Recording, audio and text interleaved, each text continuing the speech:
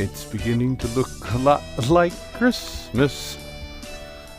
Everywhere Blake goes. Not yet. Go to the 5 and 10. See, people even know what a 5 and 10 is. What does that even mean? Yeah, who's giving you 5 for a 10? Or a 5 and dime. The 5 and dime. Who knows what a 5 and dime is anymore? Or now, I wonder why they. I guess maybe because 5 is just shorter. You know, if you're gonna go 5 and 10, and you're gonna go extend to go 5 and dime. Yeah. Did anybody ever call it a nickel and dime? Well, I've heard like don't nickel and dime me, right? Have you heard of that? But is that And he was nickel and diming. is that is that in reference to a store though? It could very well be. Inquiring minds want to know about the 5 and then what's the Schwab's? You know, the old Schwab's drugstore? Schwab. You know, I like the idea of, if we take it back in the Wayback Machine, if you think about the old Norman Rockwell paintings, that, you know, you go into the chemist, the pharmacy, and you go in there, and that's like the hangout. You know, if you're not going to a bar or the library back then, you go into your pharmacy to get your... That's where the soda jerk was. Exactly, the soda pop. And then it also had a telephone, probably had a Western Union in there, had like a bar where you can sit down and have your soda, or maybe get like something to eat. You know, maybe like an apple pie or some sort of ice cream. Yeah. And then, you know, soda jerker will be like, you know, make you like a root beer float or something, or even like an egg cream. Yeah, or a banana split. You know, get a banana split for my baby and a glass of plain water for me. You know, that's all gone. I remember growing up. Back in my day. Yeah, from when I used to bike around on my Huffy, there used to be on the other side of the cemetery that I bring up a lot. There was an old store there that was a pharmacy at one time that people had taken over, and then sometimes it would be closed, and then somebody else would try to open it, and it wouldn't survive.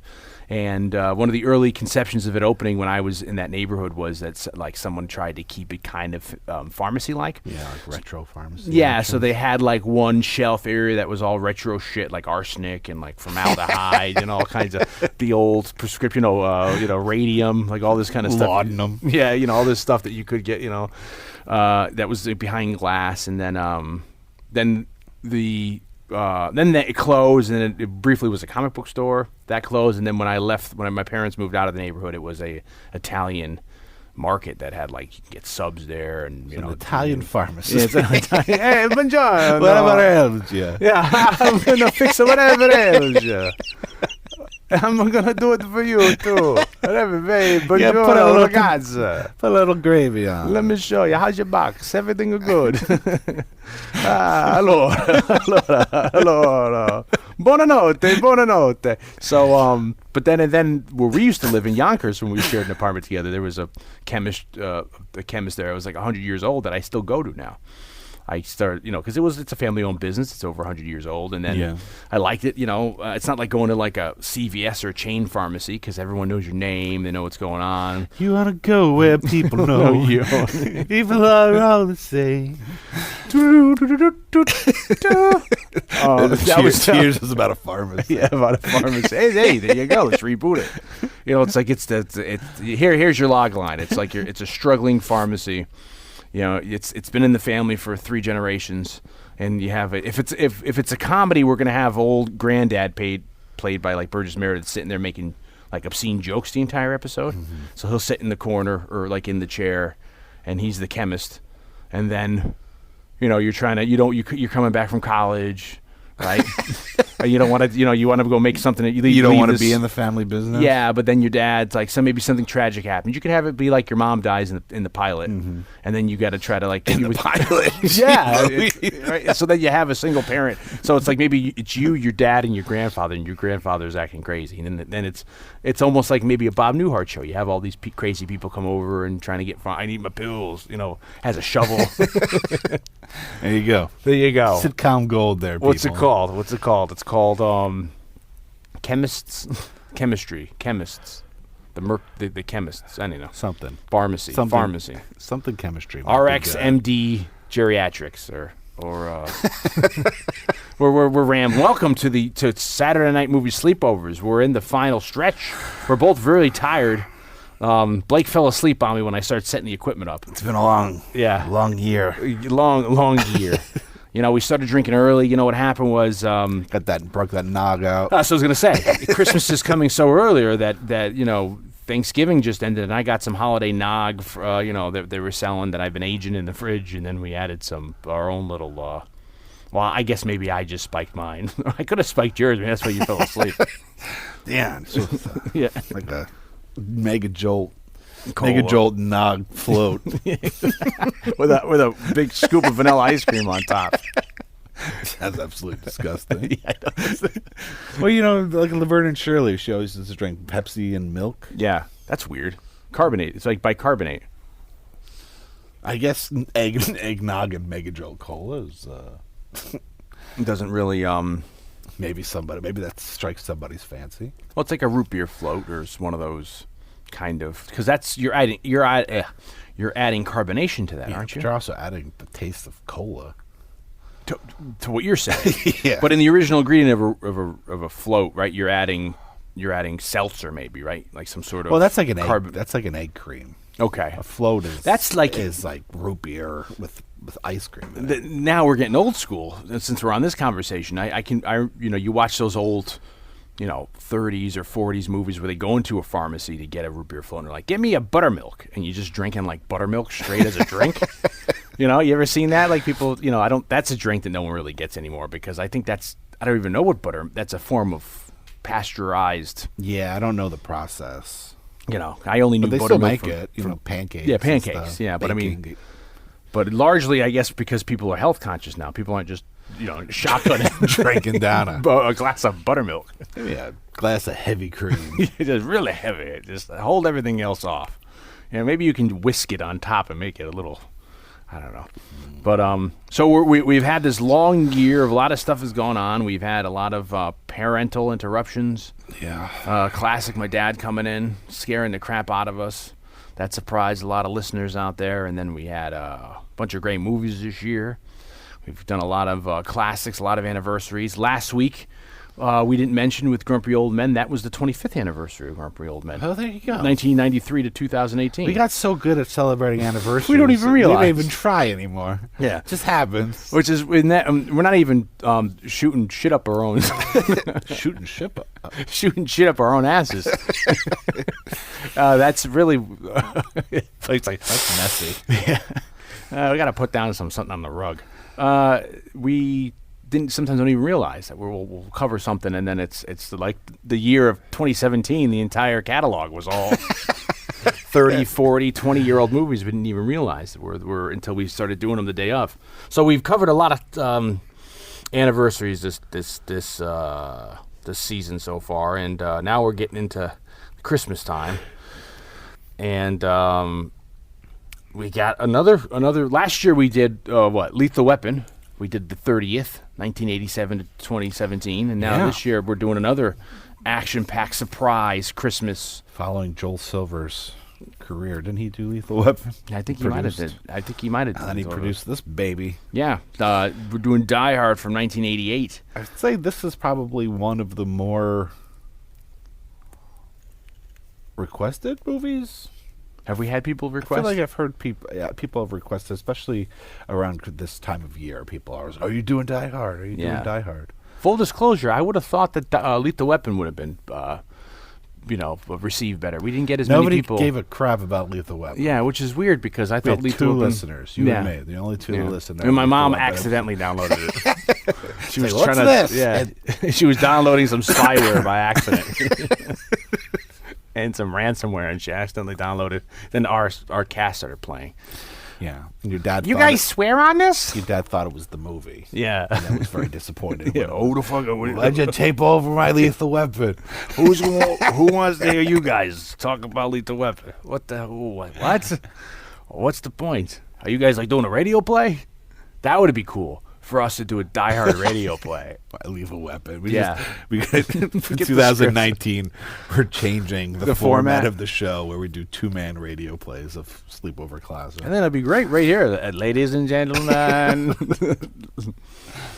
Oh, that'd be fantastic. Anyway, good night, folks. Yeah, good night. It'll take a lot of modification, I think, for us to we're gonna have to do some adapting, because we can't do it long. Because there's 2 ways to go. That you're either doing 2 characters, or you and I are playing like a whole crap load of characters, which is hard to record live to tape. Get down to a science like the old days where we're doing it live. That's what I'm saying. How are you gonna do it live? But then when they were doing it live, you had 24 people helping. That's what I mean. We have to. It's just the 2 of us. Have to assemble a crew. Yeah, that'd be weird. And then there'd be a lot of quiet. A lot of people walking around and stuff. Some Foley guys and gals. Imagine that. That'd be so cool. Saturday Night Movie Sleepovers Theater presents. But first, brought to you by Pepsi.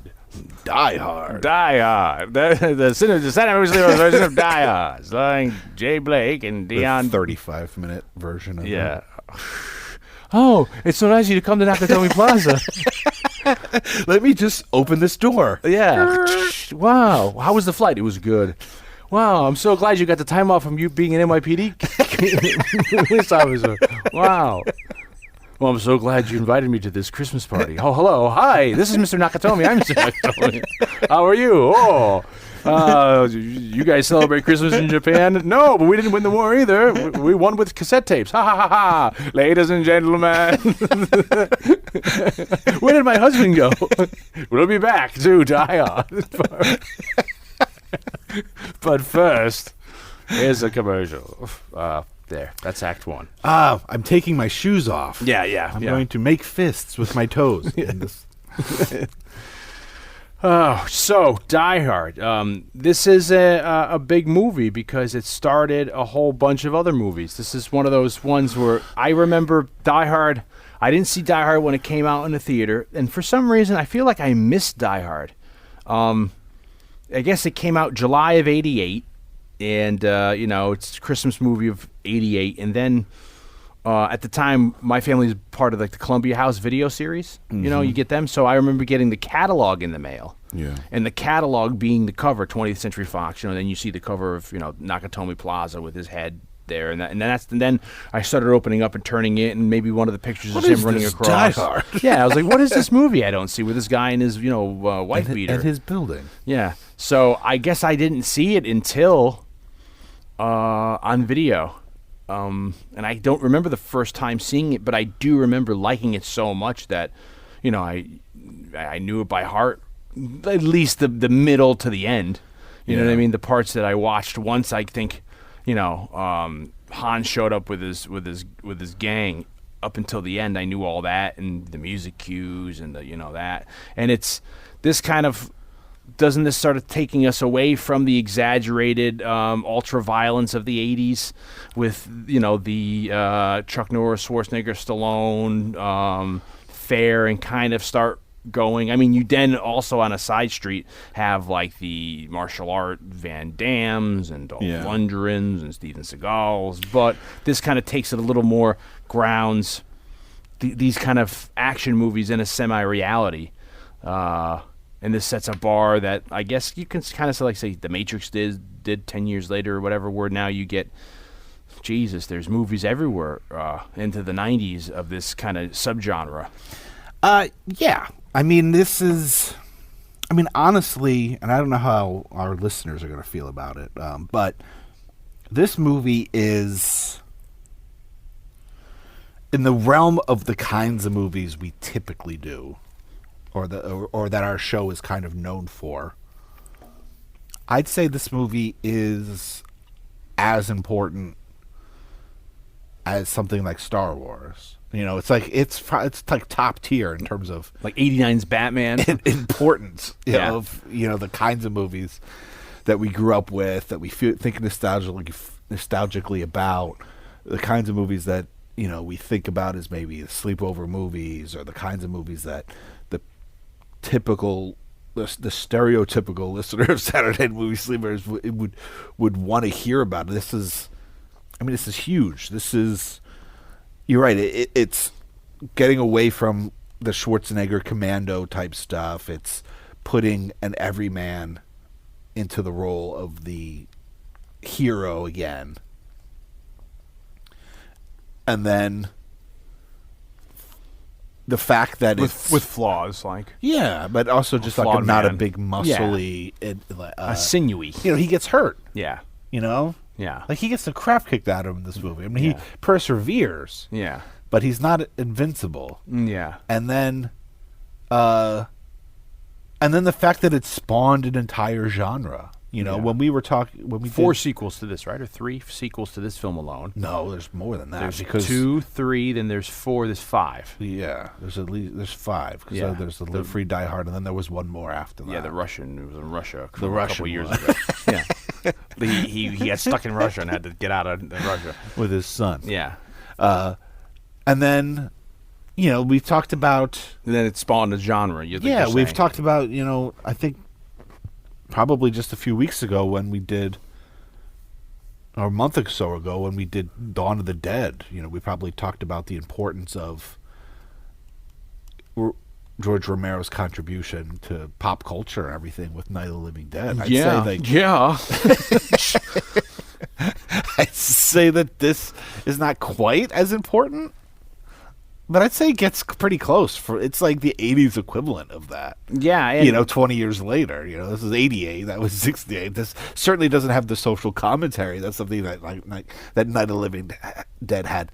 But it spawned... I mean, I made a list of just movies that are of this genre. And I don't know.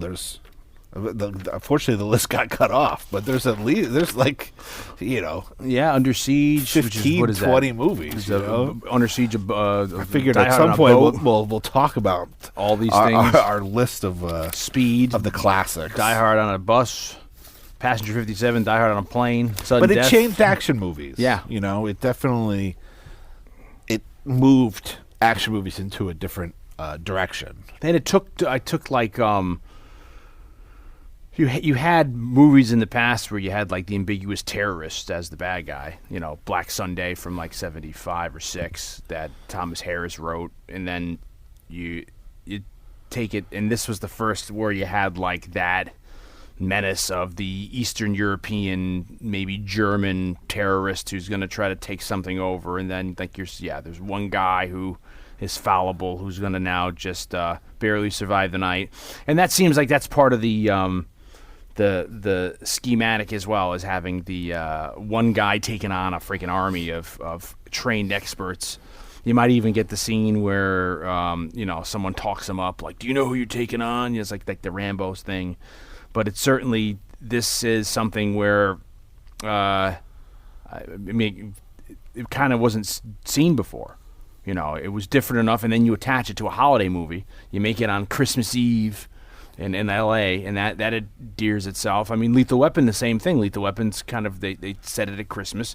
It's an interesting subgenre. We were talking last year.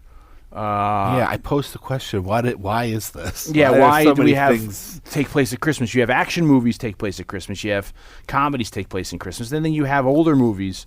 They don't really do so much anymore, but there's a lot of older movies that I'm fans of that like comedies, romantic comedies, feel-good kind of movies. Though they're set at Christmas too. So you do have this Christmas as a backdrop, and I think I don't remember because I should have listened to it. But did we talk about our speculation was maybe because we all share in the holiday season, we definitely so maybe that's why. Because I remember we had a discussion about it because I think I posed the question like, what is it about this juxtaposition that seems to be popular? Yeah, because I mean, there's also that kind of subgenre of horror movies that take place at Christmas. They kind of started because of Halloween, but even Black Christmas was before Halloween. Yeah. But then you get like Black Christmas, and you get Silent Night, Deadly Night, and I guess it's just, it's supposed to be this joyous, family-driven time, carefree, giving, and then, it seems a perfect time for conflict. Yeah. It set, you put a Christmas tree like Rambo. Lethal Weapon, and then certainly older movies, you get thrillers, like I said, you get some kind of feel-good movies, you get romantic comedies, and then when you get into the 70s, you get some of, like you're saying, horror, and then when you get into the 80s, you get some action. Yeah. You know, and I guess that's also where the genres are going. You know, earlier in the 30s, 40s, and 50s, you know, when romantic comedies are big, or these other kind of movies, the Frank Capra movies, and then as you wind up until the 60s and 70s, horror is getting big, so you have a couple horror movies. In the 80s, it's action movies, and then by the 90s, I mean, then you get the classic comedies that are long, and then also you get the movies. I mean, there's a difference, I think, between like a movie like Love Actually, which is like endeared itself to like women as a Christmas movie, but then that being a love story, but then there's also movies that adhere itself to kids. And I don't mean like a kid's movie like The Grinch Is Stole Christmas. I mean like Christmas Story is like, that's kind of a kid's movie in a way, but then it's also it's about a kid. Yeah, but it's adult. Yeah, so it's, I guess that's good because the lead character is the age you are when you see it, like as a child. So I think now if they or were Home Alone, if they were going to reboot Christmas Story, well, they did it on Broadway. but if they were going to do a new musical, movie, it would take place in the 80s. Yeah, it probably would, and then it's probably the fight of because in the 80s is when you start seeing the well, could be a conversation when we get to Christmas Story, but 80s is when you see Blake and I growing up, we had a gun aisle in our toy stores. It was awesome. You go there and you'd have like a wooden rifle, a carbine, freaking bolt action. In the 80s, it'd be like, I want my the BB gun. And I'd be like, all right. Yeah, here you go, son. Yeah, here you go. You know. I remember my friend Martin, I bring up quite frequently, he saved up $50, and his goal was, you know, we had like a, what do you call one of those, like a sporting goods stores. I don't think it sold guns. It might have sold shotguns, but, you know, nothing else. And that came into like the local plaza, and we went there, and then it had like the BB gun and the knife section. So my goal was I wanted to get myself like a MacGyver Swiss Army knife. Martin wants to get himself a freaking, you know, visual, looks like a 45 caliber freaking, you know, visual, you know, correct gun. And his brother ended up buying it for him, gave him the $50, and then, you know, Martin's hiding this thing. He's got like a what do you call that? A visually real looking freaking 45 with, and then an automatic. And, you know, you put the CO2 cartridge in, and then he's putting it in his waist, you know, band, and we're going around to like he's trying to shoot animals and stuff, and I was like, I'm leaving, you know, shooting bottles and all that kind of a thing. But it's like, so there's like a fascination with that kind of a thing. I don't know why we're going down so to reboot Christmas Story nowadays, yeah, it'd be like 80s, it'd be weird.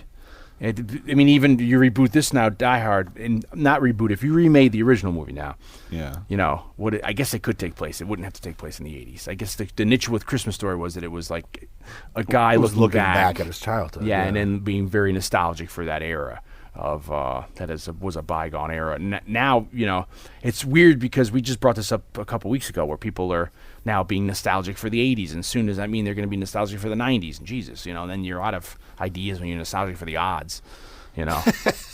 Back in 2000, man, wow, you know, Y2K, baby. Yeah, we don't watch nothing for prior to 2000. So Die Hard, I think Bruce Willis, and for me, was relatively unknown. I mean, I know he was doing Moonlighting. Moonlighting was big, maybe on ABC with what's her face, Sybil Shepherd, and I don't think, sadly, I've heard it's an amazing show. And I don't think I've ever seen a full episode of it. I've probably seen one full episode, but it was just on like late, like at 10 o'clock at night. It was a weird time, so I never caught it. And then it never really ran in syndication where I was able to see it. I know people who love the show. A friend of mine actually has given me all the episodes like on MP3 form, because he had gotten digital copies, and I paid for him, and, you know, he gave me the copies, you know. But I've never sat and watched them all. But I think Moonlighting has a cult following.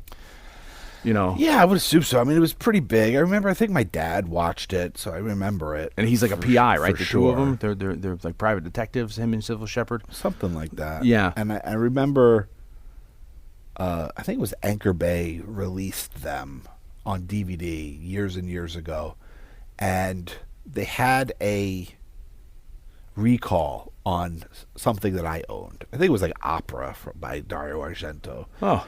And we just spoke about Dario Argento. You needed to send them back the disc. It was faulty, and then they sent you a disc 5 of them. They sent me the new opera disc to my recollection, and then they sent me like for my trouble the pilot Of Moonlighting. Oh, that's pretty cool. which had audio commentary by Bruce Willis. Really? Yeah. Well, I guess whenever they put it out. Yeah. So I feel like I might have watched that. And it was big because Sybil Shepherd she had made her fame in the 70s. She's in Last Picture Show. She's in Taxi Driver. So she's kind of like, I think, is the one helming the project. Oh, yeah. And then you get this really good-looking guy, Bruce Willis, he was an actor in New York. He actually bartended. Well, he grew up in Jersey, right? He was born in Germany because I think his father was a soldier maybe or something, and then his mother was maybe German. He was maybe on an Air Force base, an Army base in Germany, and I don't think he grew. They don't think he grew up in New York, but as an actor, I think he was living in New York, trying to be an actor. He bartended. Well, he grew up. He was born in Germany, but very quickly he moved to the States, and he grew up in the States in Jersey. Yeah, and I think he was a Jersey guy. Yeah, but as an actor, he bartended in a bar in my neighborhood. There's people I know that used to work in the bar with him. Oh, really? And I think also John Goodman also worked there. That would make sense because I heard they were friends and barkeeps, and that's, if you look at that's like the early '80s, because Goodman at that time, he's like in Chud, and he's doing some little roles. You'll see him in Revenge of the Nerds. I remember, I'm not a huge, I haven't seen every episode of Miami Vice, the TV show, but I do remember Bruce Willis's episode of Miami Vice where he's the bad guy. Then spoiler alert, like at the end of that episode, he gets shot. I think like on like it's one of those classic endings where he's shot like going up the steps to like the court. You know what I mean? In handcuffs, something like that. Yeah. But I remember him being a real dick in that show, and that's like 85, 86. What's the movie he did with Kim Basinger? Was that before this or after this? Is that the one where he's the date? It's a date, first date, maybe? It's Blind Date. Yeah, that sounds like it. And he's standing on the cover like with his shirt half buttoned, all disheveled. Yeah. Yeah, I get that mixed up with there's another movie with Dan Aykroyd. No, but it's a blind date. It's whatever, first date or blind date. I think it might be that movie where the guy's name's like Frank McHugh or something. There's also like a Tony Danza movie that might have had a similar cover. Hollywood Nights.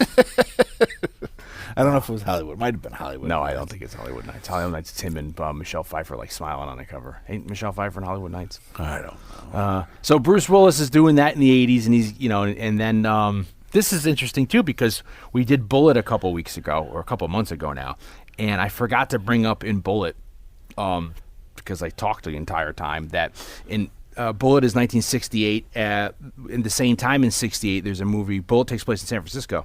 There's a movie in New York that's called The Detective that's made the same year that also has Jacqueline Bisset and Robert Duvall in it, who are also on Bullet. They're in this movie called The Detective. I think we talked about The Detective.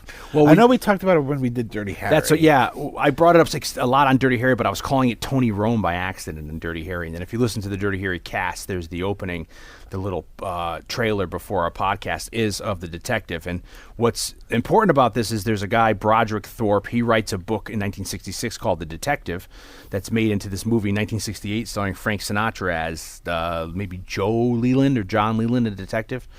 In it, and it's controversial for the time because it's about. I guess we might have, because I watched it for Bullet, so maybe we did bring it up. We did bring it up because I also talked. I remember talking about how it's like there was a lot of Mia Farrow was supposed to be in it. Yes, she was working on Rosemary's Baby. Yeah, you're right. And then that's why they divorced. Yeah, and then Jacqueline Bisset is hired, and she actually has that same Mia Farrow era haircut, where she has this beautiful long hair in Bullet, and then she's got that kind of like short girl, like pixie. Yeah, kind of like you see Audrey Hepburn doing in the same era. And Robert Duvall being the taxi driver in Bullet, he's also one of these cops who's kind of an asshole. And what do you call it? The detective also. It's the first role of what's his name, Tom Atkins in The Detective. Oh, yeah. So, he, I think, accidentally shoots somebody, and then he's like a rookie, and Frank Sinatra starts laying into him. I think that's what it is. He's like, you shot the wrong, what the hell? So this movie. Where's your mustache, kid? I don't recognize you. Baby. So it's been a there's, while. I don't remember if he has a mustache. I don't think he is. He's young. It's a mustacheless, so I can't trust him. And Tom Atkins. So there's let's see. So this movie comes out in '68, The Detective, and then Broderick Thorpe writes a a sequel to The Detective with Leland, and I think it's called Nothing Lasts Forever, or the name of the darn the Nothing old, Lasts Forever. Yeah, and I don't 1979. So that's when he writes it, right? Yeah. So I hear that Eastwood gets the rights to that, and Eastwood's thinking of making this movie. That never really pans out, but this movie's stuck in development for a couple years, and it's basically this plot that Die Hard is, where it's it's the Sinatra character. He might be a little older, because Sinatra in The Detective is like, he's like a middle-aged cop. He's been there for a while. He's seen it all.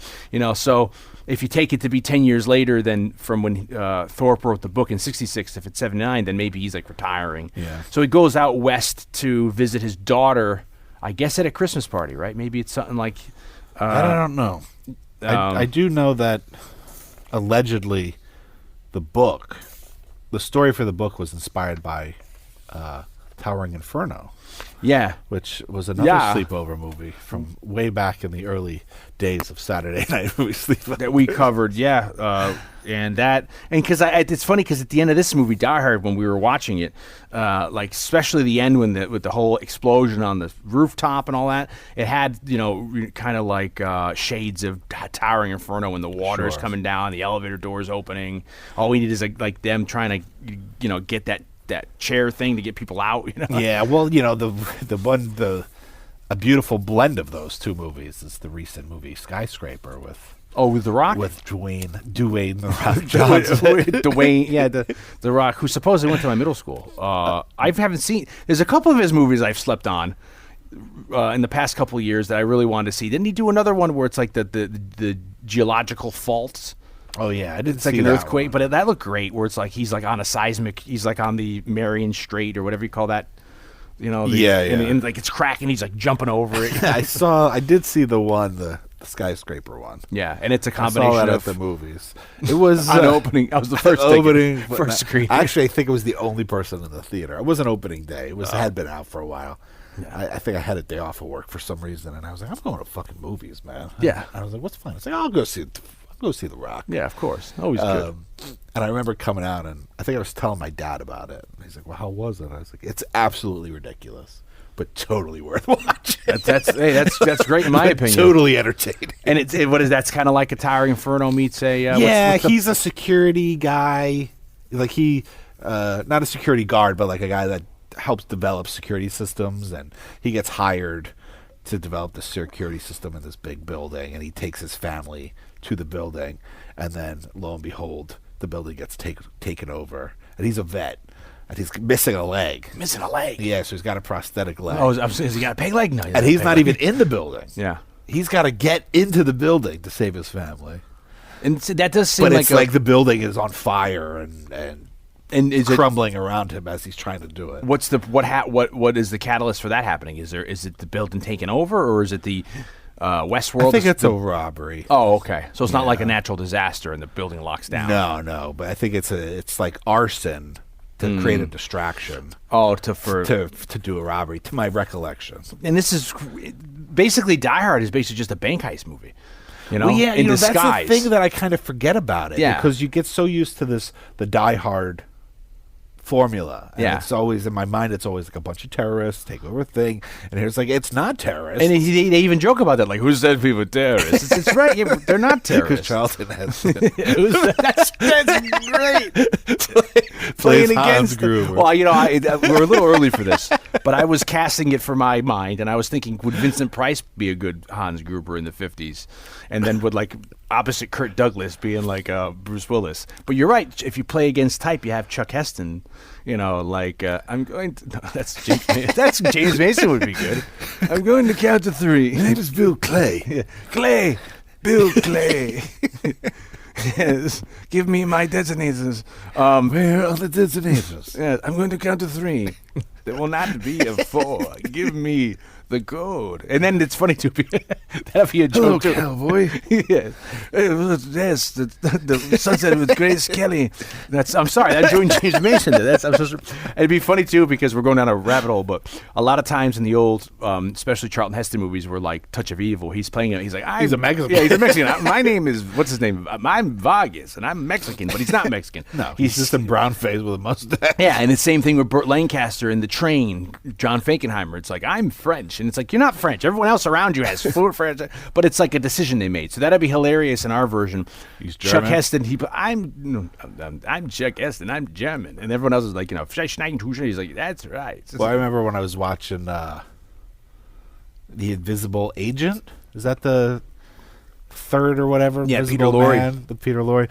But it's like Nazi Germany. Yeah. And Peter Lorre's in it, who's German. As a Japanese. But he's playing a Japanese guy. And he's the only German guy in the movie. Yeah. Speaks fluent German. He's Austrian or whatever. He speaks fluent German, but he's playing a Japanese man. All the German people are played by British guys. Yeah. And then the one guy who is actually the closest thing to a German guy. They put him in. But I don't think they do much makeup. They give him like round glasses that, and then he just, it's kind of like, what's his face? The first, oh my gosh, I can't think of his name. The first Charlie Chan, Warren Roland, they just, he's Swedish and all they really did was just kind of, do some makeup and or just accentuate, with no kind of like fake eye, Anyway, so that'll be whatever. We're all over the place.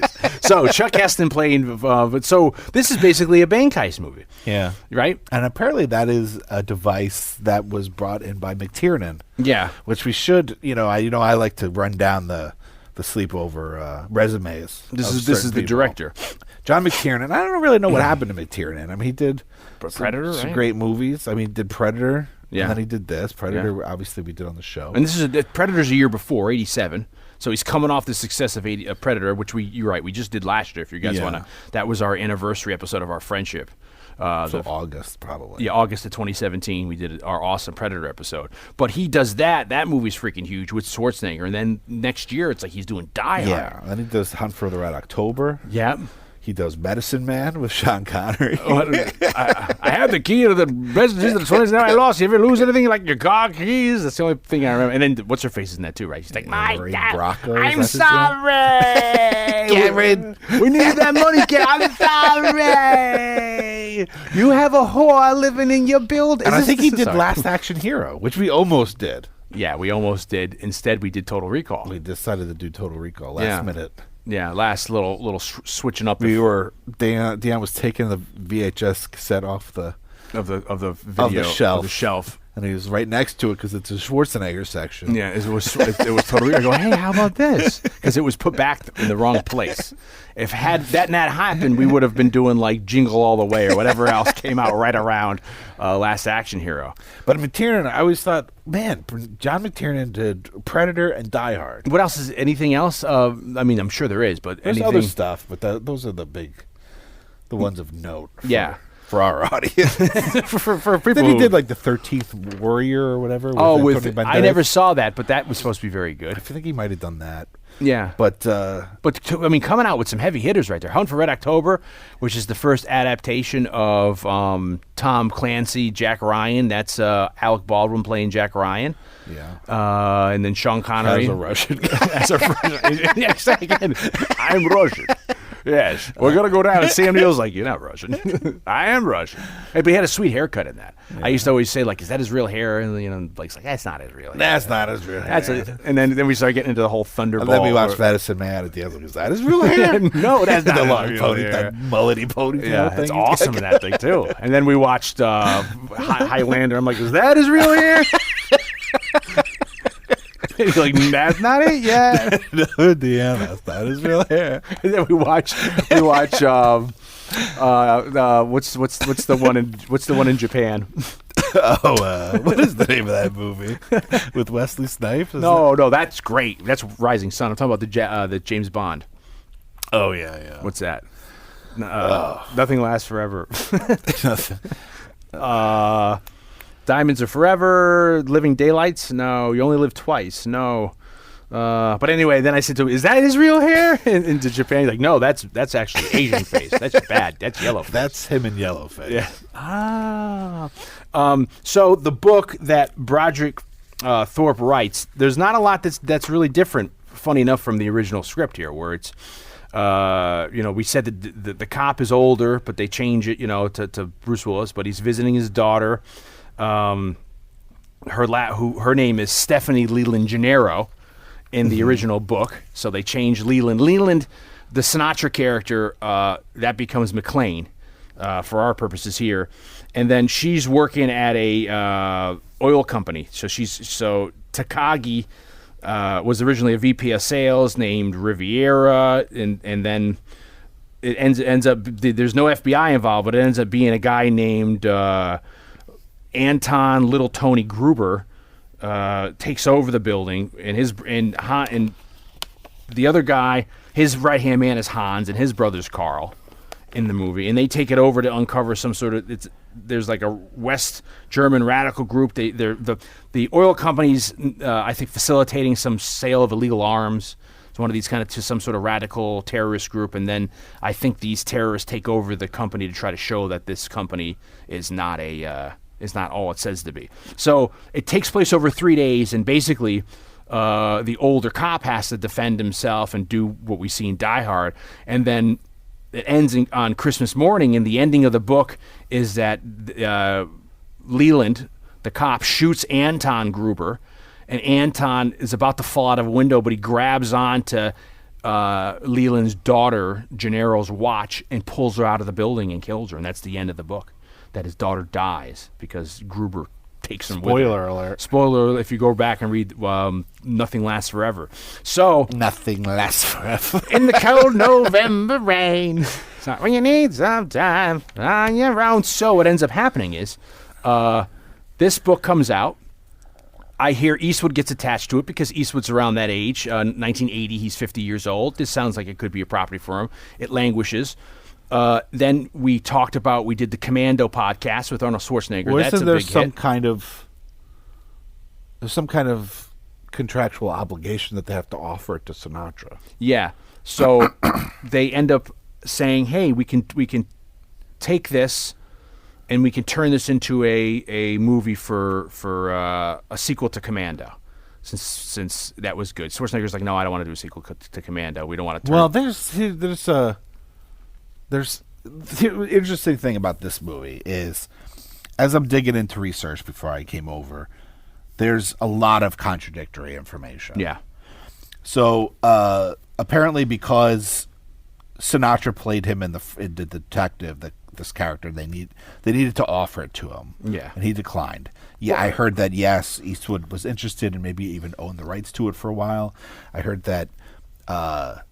Then they thought maybe they would do it as a sequel to Commando, but apparently that's just a rumor. Yeah, because then the writer, who I think might have written both Commando and this, denied it. He said Sousa said no, that's not true. But I could see why that could be a plausible, story in Hollywood where they're, Schwarzenegger's doing really good. Terminator was a big hit. Conan's a big hit. Commando's a big hit. Hey, let's do a sequel with John Matrix, and we could take this and reformulate it to be Matrix stuck in it. And then Schwarzenegger's like, no. Well, when we did Total Recall. Oh, we were talking about Minority Report. They had originally started developing Minority Report off the heels of Total Recall to be a Schwarzenegger to be a sequel. Yeah. Where he would play the same character. They would just rejigger the film. Yeah, alter the story for Minority Report to have it star McQuaid or whatever. Yeah. So we get to hear where, they're putting this in production, and at some point they have to ask Sinatra. Sinatra's in his late 70s by the 80s. He's not really acting much. He shows up on like an episode of Magnum PI because he was a big Magnum PI fan. So of Who's the Boss? He just called up Burt. What's his face? Tom. Burt Reynolds is not Burt Reynolds. Tom Selleck. Tom Selleck is like, I'm coming on, baby. You just see him fly over. Is he in an episode of Who's the Boss? He's in an episode of Who's the Boss as Sinatra. Or I think he's Sinatra. Oh, yeah. It's like because who did that a lot? The Cosby Show with like Stevie Wonder. Yeah. B.B. King would show up or Ray Charles. Sometimes it wasn't them, but sometimes it's cool when it was them. So Sinatra declines, says, no, thanks. And then they're looking at other people. They rumor is they offer it to like Richard Gere. Says no. There's a big what if scenario for this movie. First, it's like top tier guys, Sly Stallone, Richard Gere. We said Schwarzenegger. They say no, and then they say when you get to TV, they offer it to Richard Dean Anderson from MacGyver. Or no, they consider. I don't know if they offer because this sounds like everyone's denying it. I think the first three people, Sly denies it. Schwarzenegger denies it. Harrison Ford denies it. I heard you said Richard Gere, Burt Reynolds. I heard. Yeah. TV wise, I heard Don Johnson. Yeah, because he's on Miami Vice. They consider him. Yeah, and at this Richard time, Dean Anderson, 87. He's doing G.I. Joe the movie. Don Johnson, and then speaking of him, Alexander Godunov, the ballet dancer turned Carl in this movie, long blonde hair. Wouldn't he be a great nemesis enforcer for our live action version of? He's dead now, but I was thinking that on the way over here. So they offer to. They consider Richard Dean Anderson. They consider Don Johnson, and then they start thinking about Bruce Willis. But I guess Bruce Willis is really only big at the time since he's on Moonlighting. He's kind of like a comedic actor, even though he had done one-offs. Like I said, he was a bad guy in Miami Vice, whatever. So the studio's kind of hesitant on kind of casting him. I think it's serendipitous. It's pretty funny that we, by chance, on the Dirty Harry podcast and on the Bullet podcast, we're talking about The Detective, this kind of obscure, good but obscure Sinatra movie, and how it comes around and becomes a part of this. That's the sequel to this movie. Because I don't think that's in the Sinatra catalog. Maybe From Here to Eternity, Manchurian Candidate, but he made a whole crap like, Von Ryan's Express. Yeah. Made tons of movies, The First Deadly Sin. So The Detective, I don't, or the Tony Rome series may not be on the first list. Yeah, it's also, it's a little bit later. Yeah, it's 68. It's also dark. It's like it has a lot of homosexual kind of scandalous a plot where there's people. What had somebody talked about it because it had something to do with that they originally were going to maybe thinking about having him in Dirty Harry? Well, yeah. The idea was that he had done The Detective when we did Dirty Harry's podcast. He'd done The Detective, and then that Dirty Harry. Then there's even a promo poster that they had engineered of him in a trench coat, and it's kind of like one of those industry things they do to get buzz, and it says it's a little Dirty Harry poster of Sinatra, but Sinatra he suffers a hand injury which. I found out during the Dirty Harry podcast, I read people were slagging him off saying it was an injury because he was doing something disgusting with himself. And I'm like, that's the silliest thing I've ever heard. But after we did the Dirty Harry... himself doing something? Yeah, sexual to himself. Yeah. And then he sprained his hand. But since then I read an actual more plausible reason. I forget what it was. He broke his hand doing something. And then it's because that he couldn't, shoot a gun. And it wouldn't have worked in the filming schedule. So that's why he says he bows out of Dirty Harry. And then the story is that, they offered to John Wayne. He says no. Paul Newman says no, but maybe try Clint Eastwood. Clint Eastwood had already said no to it, but said, hey, you know what? I'm doing something, I want to get out of my Universal contract.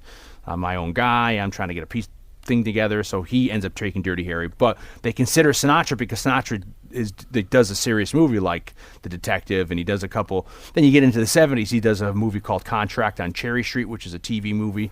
TV movies were big in the 70s. Our man Randy Jurgensen's in that, and that's also the first role and appearance of Robert Davi.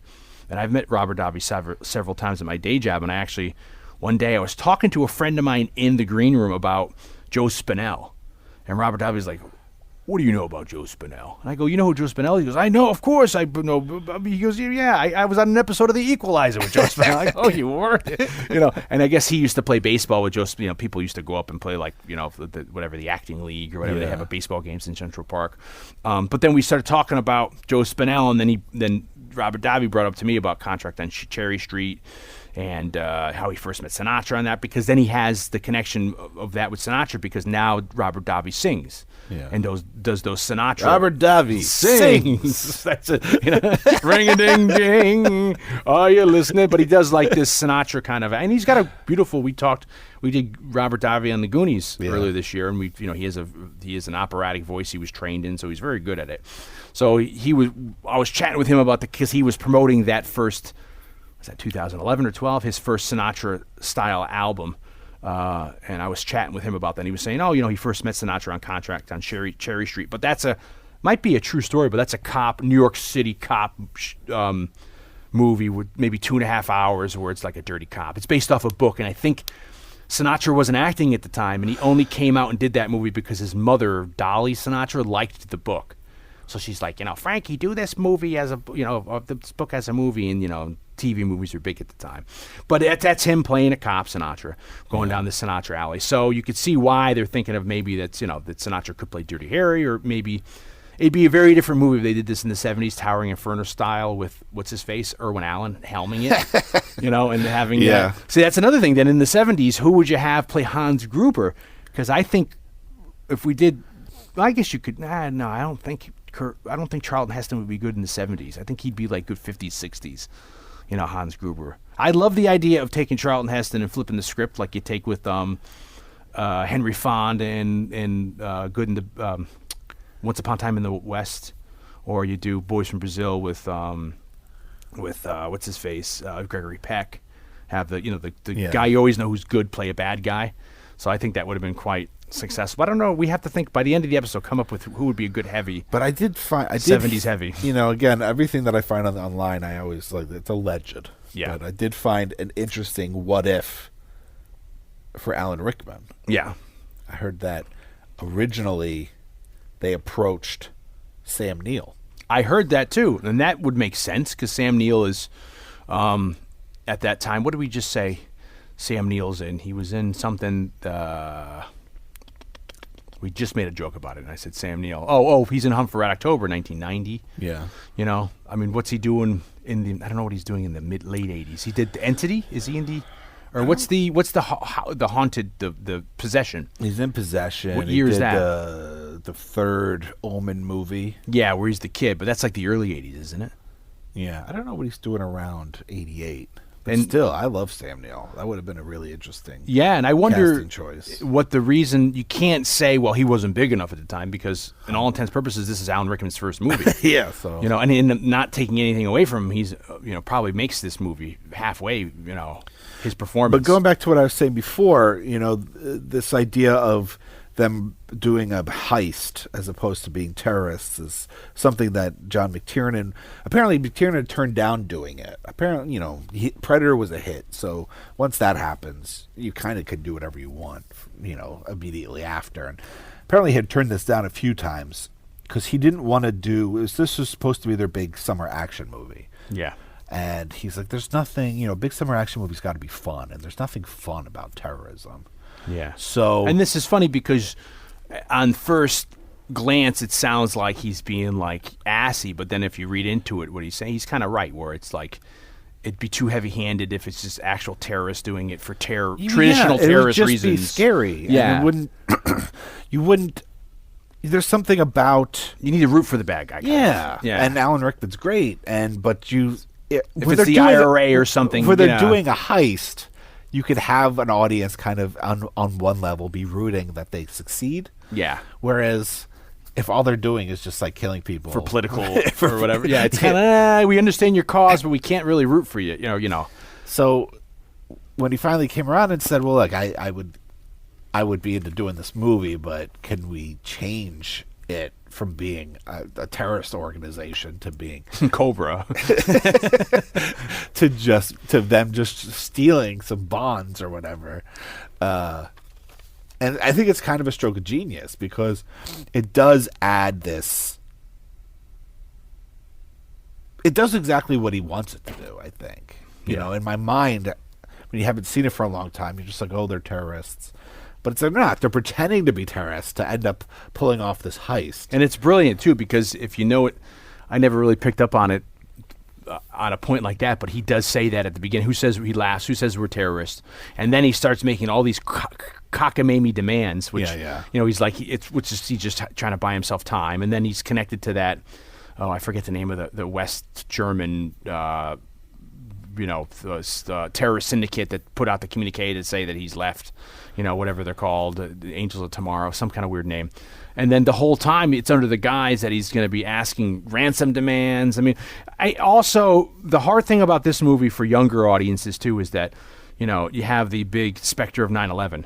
And, 9/11 kind of changed everything, of course, but for our purposes in the realm of movies, prior to 9/11, terrorism for the most part was always, you had it seems like it's been in cinema since you have Delta Force in the 80s. That's kind of based off a real incident where an Israeli passenger plane was taken. Well, yeah, that's the Black thing is, Sunday. For the most part, up until this point, terrorism in movies, in movies, but also in news. There were, of course, you had like the Oklahoma bombing, and you had like these that's terror, 95 these or 96, terror. yeah.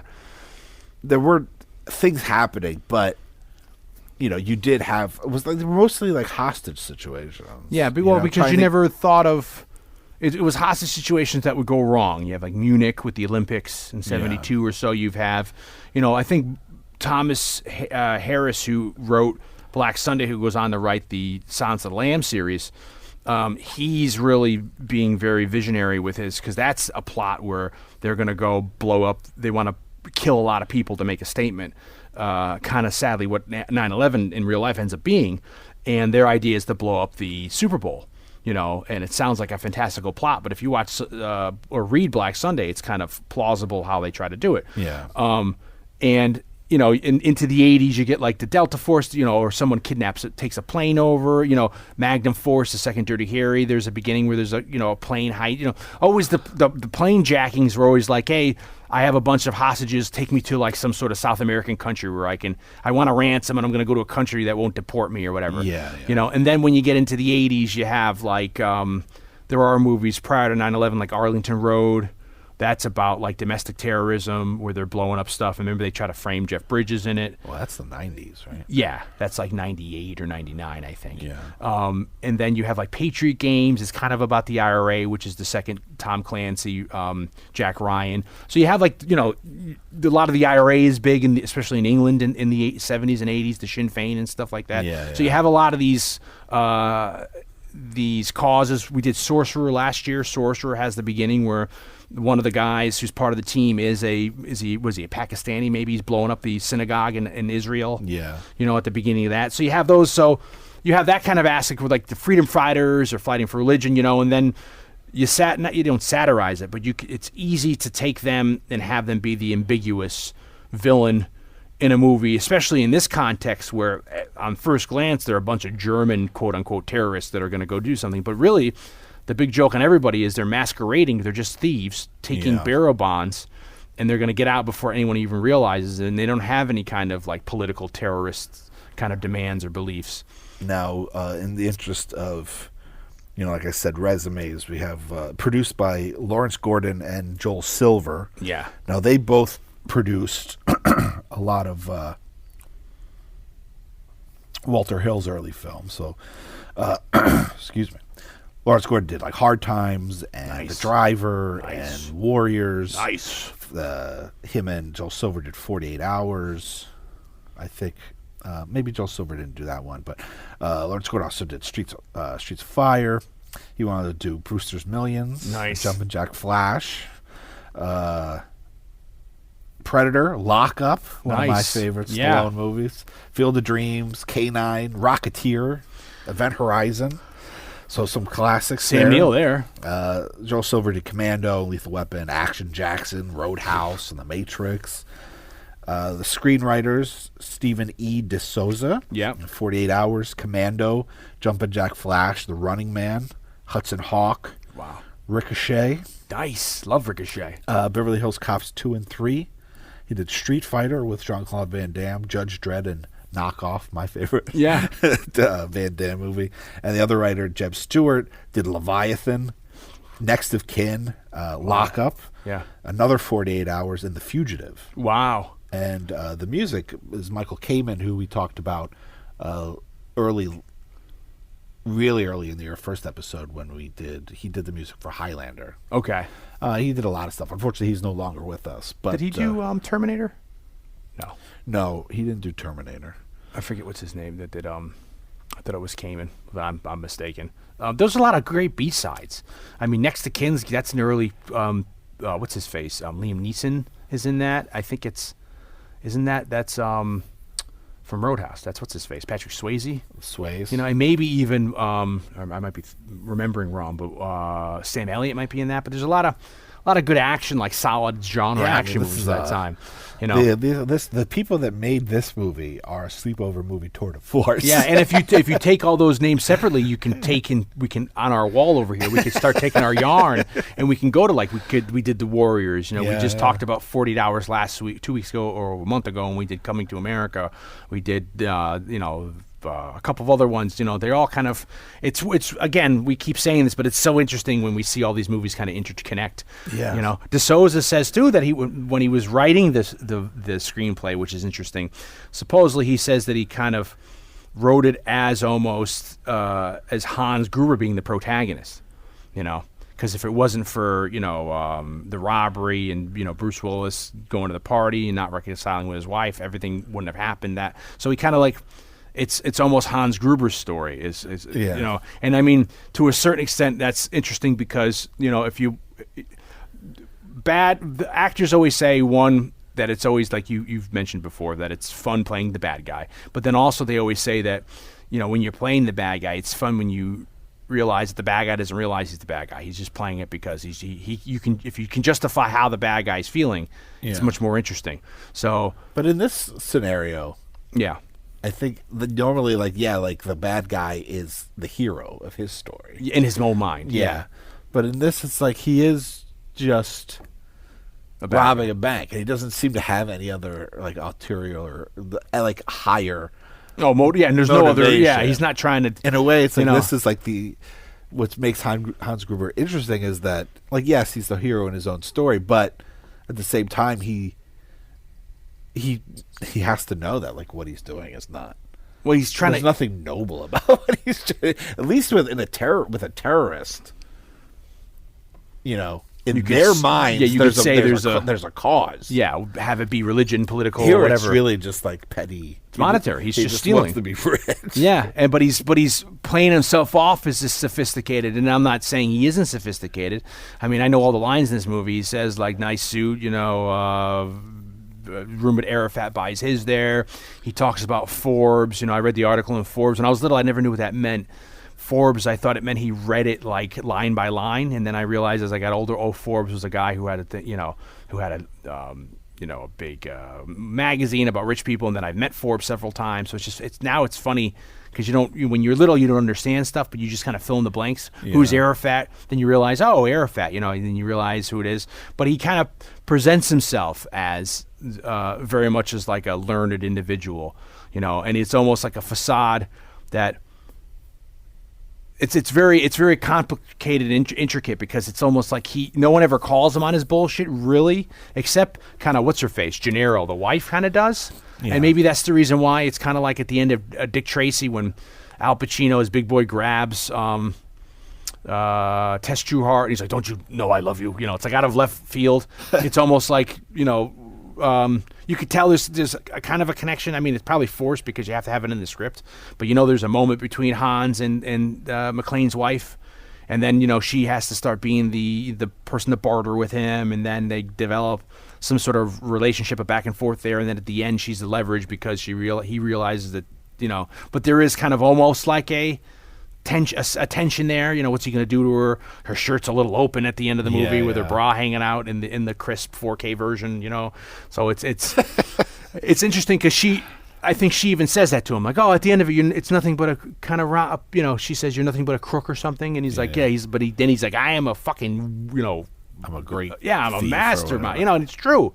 He suckered everybody, and then he comes in with this, bunch of nothing but like a common thief or something. He's like, no, I'm a great thief or something to that effect. And he's right, and Alan Rickman at this point, it's his first role in a film. He's 41 or 42 at this point. In years, he's been doing the stage, I think, for 20 years or so. So he's a very accomplished stage actor. And I think, McTiernan maybe sees him in the production I or think something. Joel Silver and McTiernan see him in Dangerous Liaisons or something, a play of that. And they just thought he was so great in it that McTiernan was like, this is our Hans Gruber. Yeah. Several years ago, I went to see a screening. And you brought this up on an earlier podcast, and I don't remember which one it was, but it's very funny. You brought this up because we were talking about BAM, so it might have been our stories about how you had that terrible experience with the audience seeing Michael Mann's Keep. Yeah. And then I talked about a terrible experience I had seeing Vincent Price's, I'm sorry, The Return of the Creature from the Black Lagoon in 3D. And then I think this brought up, you started telling this very hilarious story. So BAM is Brooklyn Academy of Music, and they have there's a lot of plays and stuff that they do there, and occasionally they'll do concerts. But there's also a section of it that is film related. They do film series.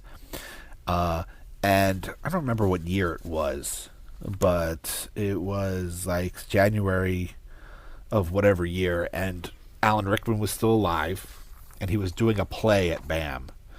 And they did a screening of Die Hard, and he introduced it and did a little Q&A at the front of the movie, because I think he had to do the play, couldn't do a Q&A after the movie. And I don't really remember too much about it other than that somebody brought, their videos to get. There might have been even VHS, but they brought stuff to try. They wanted to try to get him to sign it, which I don't think he could. Because literally, like, he did the Q&A, then he left. To go do the play. Yeah, to go do the play. But I do remember, the only question I remember, some guy raised his hand, and, which, by the way, Alan Rickman seemed super nice, and... he didn't come off like he does in, what's the name of that Galaxy movie? Quest. Yeah, Galaxy Quest, as the annoyed thespian actor. Seemed really cool, seemed kind of down to earth, really nice, so it's his first movie. He seemed kind of appreciative of it, but not... I don't think he really understood why it was so big. The movie? This movie was so big. But even then he was trying to, justify her at the time. I just don't think he really got why it was, why people liked it so much. But somebody raised their hand, and it was totally, fanboy, cliche. You can almost hear this guy with a lisp being like, "Excuse me, Mr. Rickman." Yes, you. But he said, in the scene where you're chasing McClane and he goes into the computer room and you notice that the glass, and you tell was Carl. You say Sheenston Finston. He doesn't look at it. You have to say in English, shoot the glass. And you say it, and then you repeat it again, shoot the glass. Like, what was the why did you say it twice? And there's this guy had all these theories. I think he speculates to him. I forget why, but he speculates to him why he would have said that. And Alan Rickman says, "Well, if I did it, it was probably written that way in the script." Next question. I'm pretty sure I just did it because that's the way it was written, or that's the way John McTiernan told me to do it. But I always think it's so funny because this happened recently on Twitter.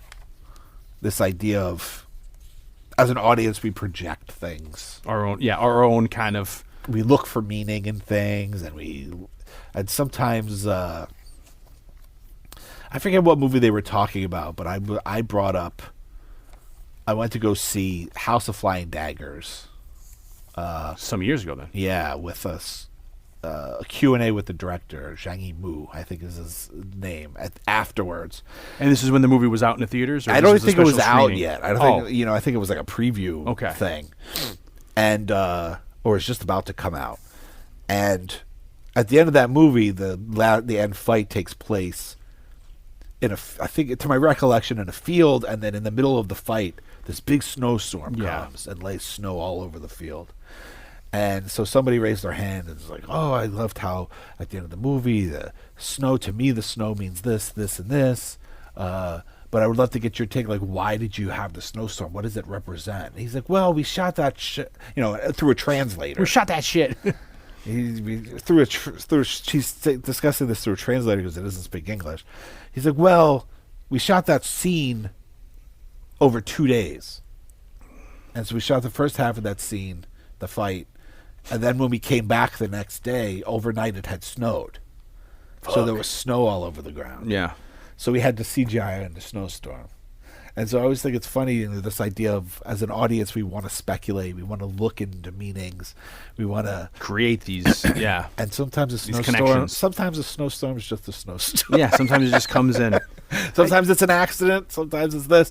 But yeah, so well, it's interesting because you wonder. I'd seen this movie so many times as a kid. So, I certainly know Hans's lines line for line. So that scene where it's like he says that, Carl, she's in Winston, and Carl looks at him, he's like, shoot, it's a glass. It's like, why?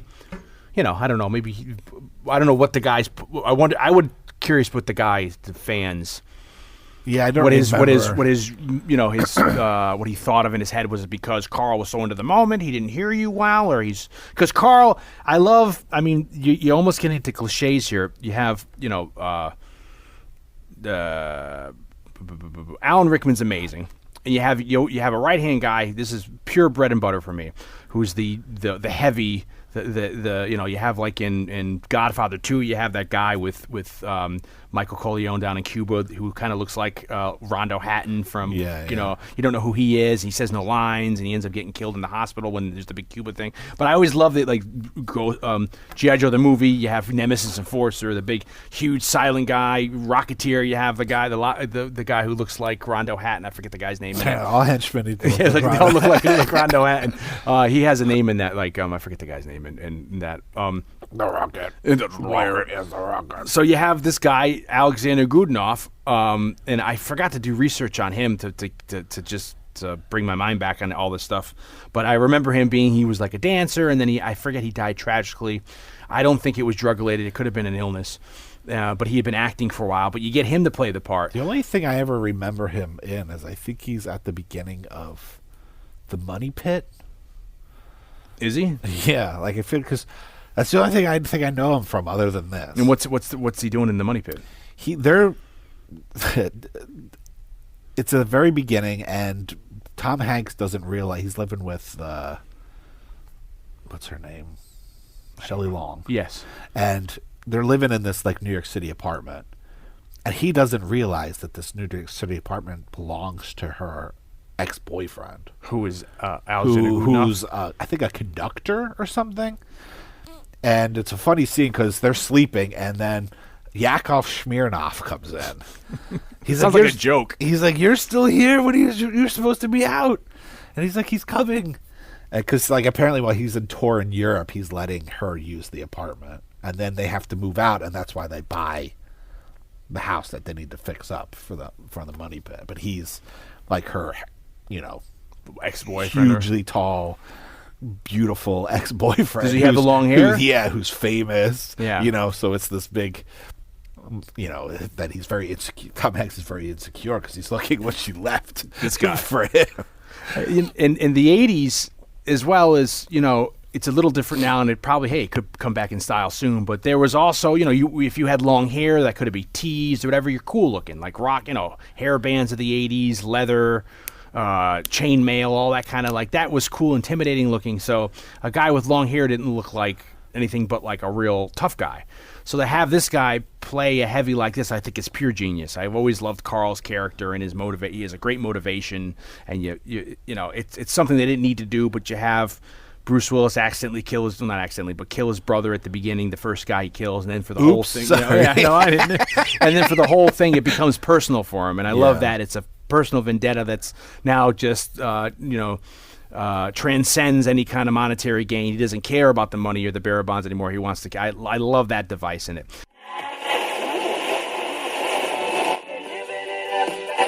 Dion, can we take a break for a second so that I can talk about something that's been on my mind? Sure, Blake. What's that? Financial security. And now that we're getting a little older, my ignorance about finances and the intimidation that comes with not knowing much about the stock market is starting to worry me. It's a bit of a cliche, but there's an app for that. What do you mean?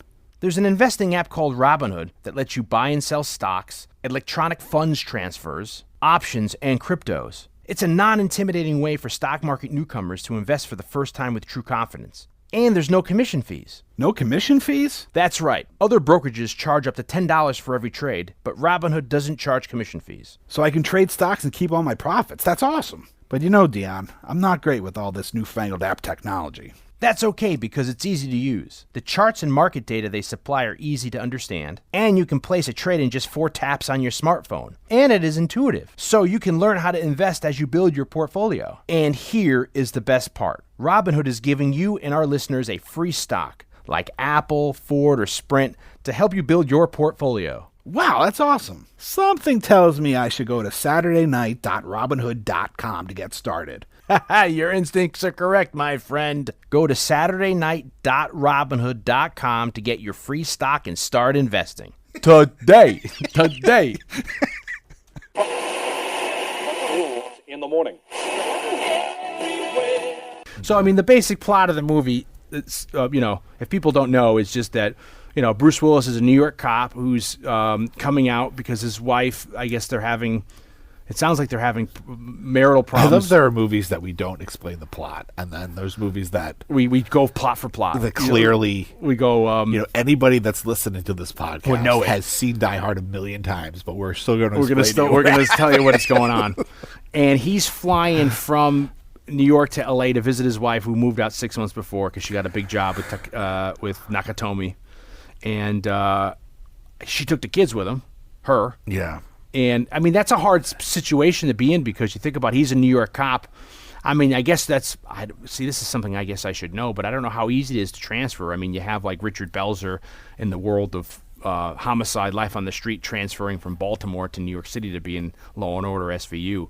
So I don't know how realistic or believable that would be for him to, stop being a New York City cop or detective and then go to L.A. and try to do that. So if she gets a job where she has to move. Well, he does he explains to either to... Yeah, later on he says I wasn't taking her career seriously or something. No, but he also explains to... Reginald... the limo driver? Argyle? Argyle or her. That, she left and... like I had cases that were still open. Oh, yeah, he says to Argyle. Things and he's a year backlog and stuff. I mean, but those kind of sounds like just like excuses. Yeah, but he's still, I could himself. understand that you're in the middle of something, or you're awaiting trial for something that you are involved in. He's a cop for 11 years on the force. I mean, I was going to get to it later, but there's a great prequel that the comic company Boom put out. I think it's Boom. They put out now you can get it in a graphic novel, but it's called Die Hard Year One. And I think it came out in 2009 to 2010 was the 10-issue run, say. And it's about Bruce Willis as a rookie. And it's pretty good. He looks like Bruce Willis, and it takes place in 1976 on the bicentennial. And it's like, if I remember correctly, because it's been so long since I read it, it's like there's a ferry, and there's people on the ferry that are kind of going to do something terrorism-related in the New York City bicentennial. And he gets on the ferry, and he kind of saves the day. But it's exciting. It's fun. It's definitely something to check out if you're a fan of the Bruce Willis franchise. Sounds a little bit like Nighthawks.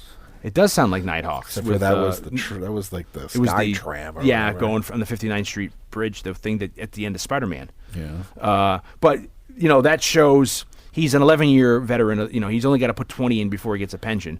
So it'll be hard, for whatever reason for him to leave. But she opts up, moves to L.A., West Coast, takes the kids. She's been gone 6 months. And it's not just to the point now where they're having a fight. I mean, they could be breaking up because she's gone, and since she's like a go-getter woman, she's taken his name off of stuff. She's using her maiden name. Yeah, well, I mean, she gives an excuse because the Japanese culture. The truth is. Yeah, but clearly they're estranged because they're like make up the guest room. I might stay at my friends. Where are you staying? Yeah. Get in a hotel. So I mean, the kids want to see you there. Yeah, so I'm sure the fight of her leaving, her saying "screw you, I'm going to pursue my career," and then her leaving, and then that distance is definitely strained a relationship. Pre-cell phone, mind you, which plays a bit into the movie here. So it's not like he can be texting her all the time. He's got to go to a landline, call her, or she's not in. I love the idea with Nakatomi. Somewhere I read with all the prep for this is that, like, of course, in the 80s, the Japanese were having a big tech boom, and they were taking over a lot of companies here. I mean, at the time, there was even in the 70s when they knocked down Penn Station. And they put up the new Penn Station, which now sucks and people hate. They should have protected the original.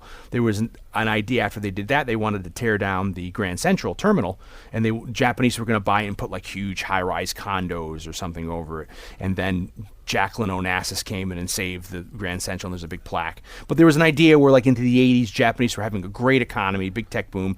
You know, the era of Wall Street, they were coming over, buying a lot of stuff. I think they bought some of Rockefeller Center and stuff like that. But they come in and they buy this company, this whatever this company is, this Nakatomi. It's much like, you know, Gung Ho. It's much like Gung Ho, exactly. Michael Keaton. Which we just brought up a couple weeks ago because of the TV pilots. Yeah, and that, because I love that movie. Where's that TV pilot box set that has the failed pilot to Gung Ho to Adventures in Babysitting? Gung Ho actually had like 6 Coming episodes to America. before it got canceled. That's still enough. Put it on the pilot. Put it as a special feature. Scott Bakula as Michael Keaton in Gung Ho. But so this is the era of of the Japanese. Their technology's booming and stuff like that. They're on the forefront with cassette tape, CD players, electronics. So she's going to become a powerhouse in this company. I guess there is a certain extent in the traditional Japanese culture about the role of a woman, subservient if you're married. So I guess she does have a point where she wants to go by her maiden name, so there's no perceived weakness, quote unquote, when she's doing, say, negotiation tactics, which kind of sounds like she does with what's his face, the guy with the beard. Hey, Hans, Bubby. What I forget his name, but and that actor, his father was an actor who was actually in the 1968 Frank Sinatra movie, The Detective. All comes full circle. You see how so you see why that there's this tension of her. So she, he comes over, and then coincidentally, it happens on this night where these quote unquote terrorists take over this building. I love the establishing shot of them where you have the moving van on the street, and I love that. It's getting dark, and you see them put the lights on, the headlights, and they turn like they're coming. And the idea of Argyle, when Argyle picks him up in the limo, that's a kid who I used to see a lot on the Cosby Show in the 80s growing up. I actually saw him really young in an episode of Quincy, M.E., and then he goes on to be great movie that's near and dear to my heart, an early 90s movie called Trespass with Ice-T, Ice Cube. He's the heroin addict that gets, I think, everybody in trouble in that. He's like maybe Ice-T's little brother or somebody's little brother.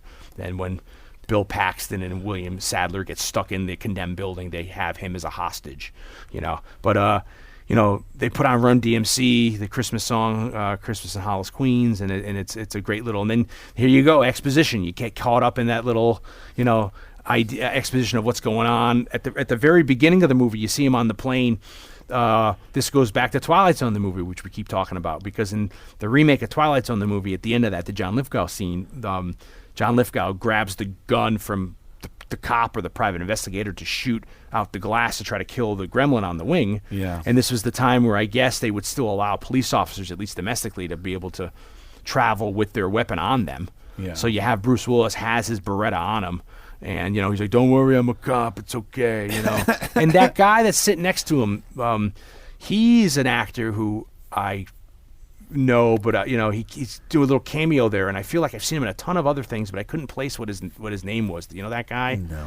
At the beginning, and he's got, I see him in a movie with like an earring in his ear and being like a real wisecracking asshole that maybe gets knocked out. I do think the blonde female news anchor. Oh, that's what's her face? Trainer, isn't it? Isn't she the mom from Goonies? Yeah. And Monster Squad. And the psychiatrist in Lethal Weapon. You've got a couple Lethal Weapon alumni here. You have Al Young, who you met. Yeah. Right? He plays the interrogator in Lethal Weapon that's electrocuting Mel Gibson. You've got... He's also in Big Trouble in Little China. Yeah. Al Leong, who you met at a convention some years ago. Yeah. And you said that it seemed like, not that he was on hard times, but he's gotten older, and it was like wasn't he selling a lot of stuff, and it's like maybe he's not acting as much anymore because he's older. He's older, and he's also like his arm was messed up, or like he's had like a dead hand or something. Which didn't seem like that would have been a problem. A stunt, because he was, I think, originally a stunt man. Yeah, who that's how just he had got an interesting look, and so they just started putting him in things. But like he got a shitload of work though. Yeah, I mean his arm was messed up, and he was an older guy. Then, right? He's probably like I mean, but older, but really old when I met him. Seemed like at the very least lived a hard life. I mean, he's he's born 1952, so when he didn't sound. I mean, I don't think he was doing great. He was selling like an autobiography, but it was like self-published or? Yeah, and it didn't look like a real book. I'm sure it's fascinating, but That would have been something to read to to get up on him. It's like printed out, like spiral bound or something. I'm just saying. I mean, it's handwritten, like he's copying he's handwriting each one. So you have him in it. You have she, the news reporter. She plays a psychiatrist in Lethal Weapon, and then when you have Agents Johnson and Johnson, the younger African American guy, is one of the team. You mean Johnson? Yeah, Johnson, Agent Johnson, no relation. He's one of the team of what's his name, Danny Glover's cops, because it's what I always liked about the Lethal Weapon. At least the first two, is that from the first one to the second one, he has his team of detectives still. And remember, they all get killed by the the South African guys. Yeah. But except, what is it? Mel Gibson survives, and what's his face gets stuck on a toilet. So you have those Lethal Weapon connections there. And then where are we going with this? So there's just the whole the takeover. There's this big conflict of you get the black guy from Walker, Texas Ranger. What's his name? Theo. And he's kind of a dick in the movie too. Doesn't really care about what's going on and what's happening to it doesn't seem like anybody here is having second thoughts. They're all professionals, and there's no qualms about. Well, they're all hired for their particular skills. I think one of the henchmen who, he doesn't have any real lines, but if he's not him, he looks Vigo. Exactly like the guy from Vigo. It is Vigo, and who's also in The Mouth of Madness. Yeah, he's the one that's all beat up with the children. Yeah, they from the bar. He rode me this way. That's him. Yeah, and that's a bang up year for him, because this is 1988, and I think Ghostbusters 2 is like 89. Yeah. So they must have saw him in this, and they're like, "We love your hair and ponytail. Keep it. Don't do anything." It's funny because you're right. They all do have a particular skill set. You have he hired people who either are American or can do a very good. This is within the context of the movie. They're either American or can do a really good American accent to be like the guys that are like the security guys at the desk to hide. You have the tech experts. You have the Huey Lewis looking guy. That's what I'm talking about, the Huey Lewis guy. It's funny at the beginning of the movie when Bruce Willis goes into the lobby of Nakatomi Plaza and is checking in, there's the guy he talks to who ends up getting shot quickly. And his hair, I was like, I can do that with my hair. There's a big poof. And I was like, the first thing I said to Blake, I was like, I can do that with my hair. But the building's very LCP looking. It's very futuristic. There was the underlining of technology, which I didn't really grasp that, I guess, that the building's supposed to be run by a computer and all this kind of a thing. And I felt like that was going to be a bigger plot point than it was, because they had made the computer room. Like they wrote the script and they started shooting the movie, but without, I guess, a kind of a real ending in stone. So that's the reason why, like, when they come in the moving truck, I mean, the people say that they didn't think about having the ambulance in it till later on. It's not a big enough truck to have the ambulance. And then all them in it. But then when you see them coming out, you could see that there is clearly something there under a tarp. You know what I mean? Yeah. There's something hidden. But I don't know. It never bothered me. Yeah. But it seems like the super. They also the could computer, have been like so far. You could also argue they've thought so far ahead about everything that they certainly could have planted a truck there that had an ambulance in the back of it. Yeah, just to hang out, just in case for later on, or have it drive in later on in the movie. Have some other guy show up, but it didn't have to be the truck they showed up in. It didn't have to have the ambulance in it. It Yeah, could have been another truck. And it's interesting that I guess I felt like the supercomputer was going to play like a bigger role. Like, there's the computer room that he ends up getting, the glass shot out in that he gets his feet cut up in. Like that's like the mainframe area of this computer place. And this, you can easily tell, once they get command of the building, they turn everything, all the things come down, that it's one of these futuristic buildings.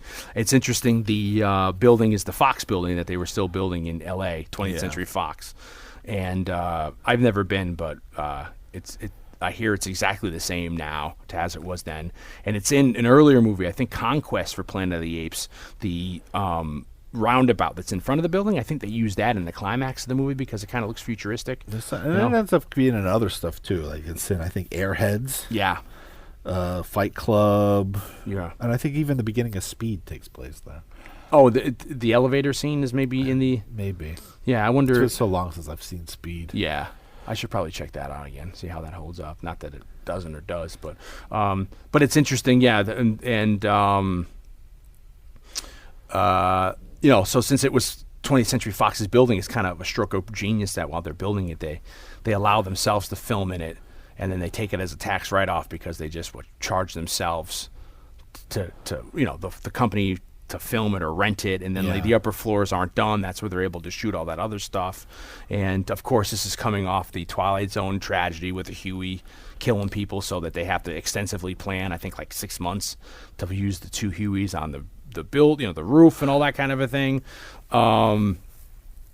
And then, you get upstairs, he's at the Christmas party, and it's one of these wild Christmas parties, which is really, you see why, like, we have HR departments nowadays, because you add alcohol to, like, any kind of work function in this day and age is not going to, maybe do well. Maybe that's why some people don't like to have alcohol at work functions, because you get, like, people are just getting hammered and going off and having sex with each other.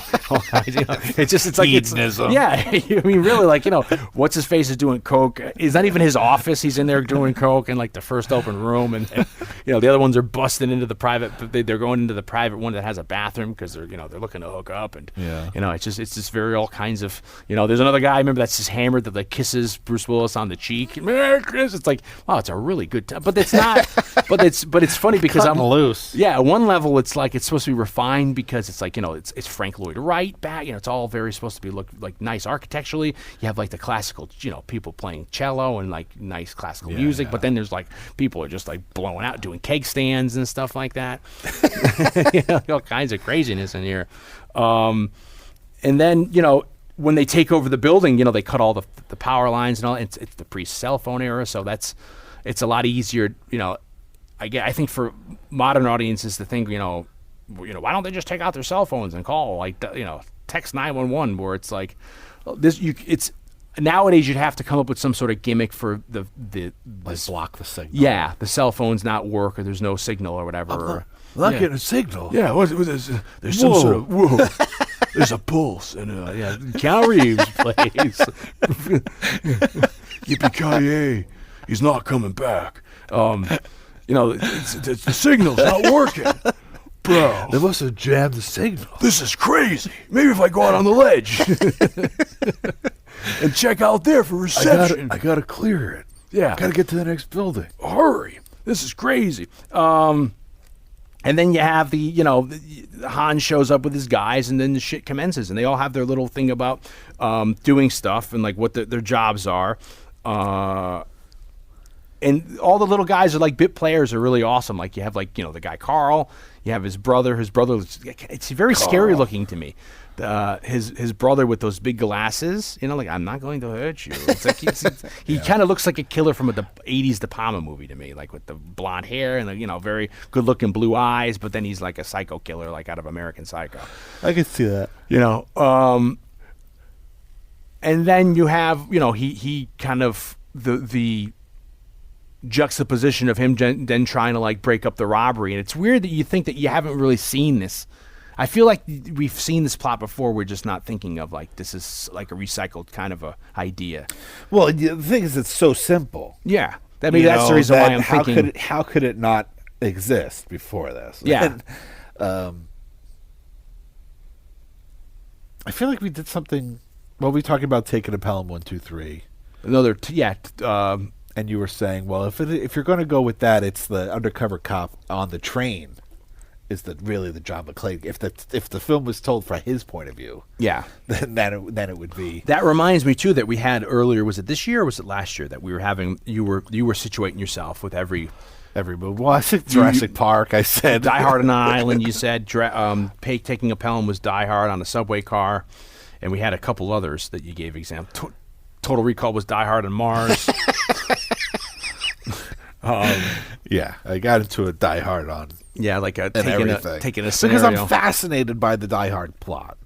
In some ways, you can say that the 80s was the one man versus an army. Rambo, Commando, those kinds of things. Like this was the generation of one man taking on an army. And this is clearly, yes, in a sense that. But in another sense, it is also like the most dangerous game in a skyscraper. Yeah. You know, he's being hunted. Yeah. How does it feel to be hunted? I don't know. You should know better. You tell me. You tell me. You tell me. You should know better. No. No, you should know better. No, you really should know because I'm hunting you. Anyway. And so it's a very simple plot. I mean, it's a very, like, what's going on, the conflict, you know, in some senses Taken, you know, is also a very, we did earlier, is this very simple plot that we can totally understand and relate to and empathize with. Of course, it's in some ways, and in my personal opinion, the stakes are higher for Taken, and so, like, Because it's a daughter, you know, and it's his daughter, sex and slavery, the sex slavery. It seems on a personal level, it's more personal. Yeah. In this movie, we have his wife. She's in danger. She's trying to protect him by concealing who she is. So we also have that bit of suspense. I mean, it's just a very beautifully constructed, like, plot device after plot device to do, like, this airtight, seamless masterwork of narrative. You know, we have the one man versus the army of evil, but, you know, unlike Stallone and Schwarzenegger, even though he's a cop, he seems like much more just like a regular guy, you know, almost in a Hitchcockian way of the everyday guy thrown into an extraordinary circumstance. So like Jimmy Stewart or Cary Grant in our if Hitchcock directed this. Yeah, you're Yippee-ki-yay, motherfucker. So you have, like, where a terrorist taking over the building. So if this was Hitchcock directing this in the 50s, it's James Mason as Hans Gruber. Give me the code, you know. And then you have, what's her face? Doris Day can be his wife. Yeah, you know, it could have been Grace Kelly. Some blonde. I don't remember what I was watching. It wasn't in preparation for this, but you hear these stories, and only actresses are coming to mind. I'm sure that there are actors that have this kind of a similar story. I've heard it with Sigourney Weaver, and I've heard it with Bonnie Bedelia, who plays Holly in this movie, where they thought of themselves as very serious actresses and almost turned down these parts. Sigourney Weaver being aliens. Like, I don't want to be in some silly, like, horror movie, science fiction movie. And, you know, she almost turning it down because of, like, snobbery. Yeah. When that movie made her entire career. Yeah, but you never really, I mean, we've had cited better than we can remember now, ideas of, you know, where they say stuff like, you know, my biggest regret. What's the one with Christopher Lee, Halloween? Yeah. You know, he says his agent never even told him that his agent said no to John Carpenter. So then when Christopher Lee goes and meets John Carpenter some years later, he says, my biggest regret is I turned down Halloween, Dr. Loomis, because I didn't even know. So there's always, you know, they turn this down or whatever, or, you know. But I remember watching an interview with Bonnie Bedelia at some point in the past. And what's she doing now? I don't know. Because she's in the second one, and then her voice might even be in the third one. I don't remember how she drops off. But she talking about how she almost didn't do it because she was like, I don't want to be in some silly summer action movie. I'm a thespian. You know, and, you know, kind of luckily she didn't, because I don't know, there's at least, I would imagine most people, at least of our generation, this is the only thing I know her from. I know her from these two movies, because in the second one she's stuck on the airplane with the reporter and she, like, knocks them out again. No, she tases him. Yeah, I saw that in the theater. I can't, off the top of my head, I'm sure I've seen her in other stuff, but off the top of my head, I can't think of anything else I've ever seen. Well, it's like, what's her name we just brought up? Trainer. You know, I either know her from the mother in Monster Squad, the psychiatrist in Lethal Weapon, and then she's the news reporter. I'm sure she's in a couple of in Goonies. Oh, did I say she was like the? She's not the. Is she the mom in in Monster Squad, or is that another mom? It's the same mom. Okay, because I feel like it's a different. There's another mom that I get confused. When we did Goonies, I was like, not only is she the mother of the Goonies, but she's the mother of the and her day job is she's trying to get rigs Riggs is a little too emotional And unbound. then she's got What's that, wrong with and then Riggs? she's got that 11 o'clock news gig. Yeah, she's only doing so she's very able to busy. have her. Yeah, she's able to have her Got life. 2 families. Yeah, it's tough. One in Seattle, one in Washington State, one in L.A. The surprising thing when I watch this movie now is that it is over 2 hours long. Not only that, it's like 2:20, ain't it? Or And something? it feels it.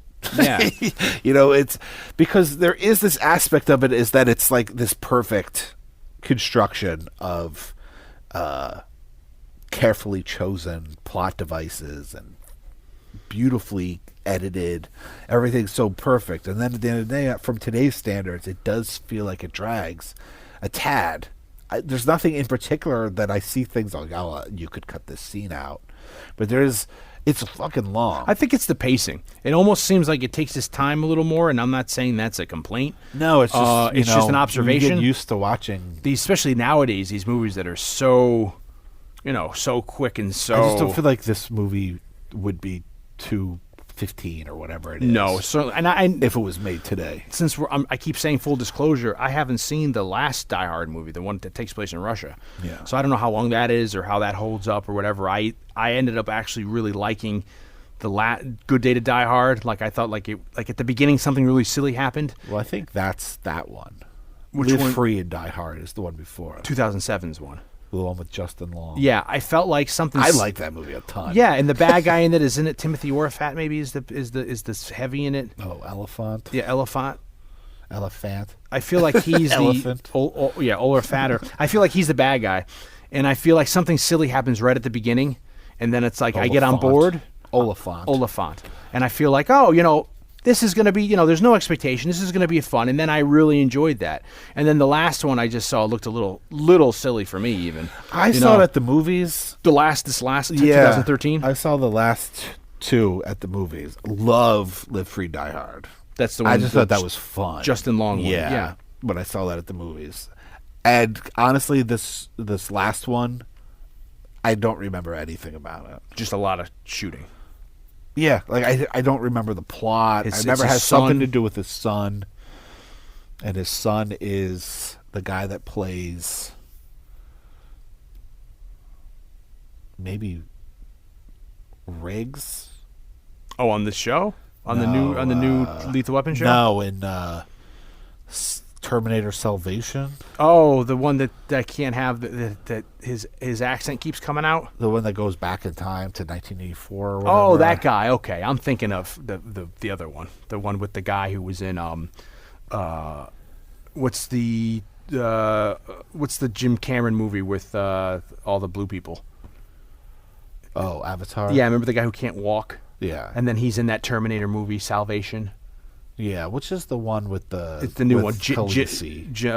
Genesis or Whatever Genesis? that movie Yeah, is. okay. He plays the Michael... I think he plays the Michael Bean part. Yeah, but he doesn't play Michael Bean, which pisses me off. He's like, I'm going to play my own part of Kyle Reese. But anyway, yeah, that guy plays his son in it. I think he plays his son in it. I think that might be right. And I don't remember the plot at all. It was completely forgettable. They should have got, what's his name, from Hooper. Hooper. Not Hooper, Looper. Hooper drives the boat, chief. Or Hooper, Burt Reynolds. Hooper, Burt Reynolds.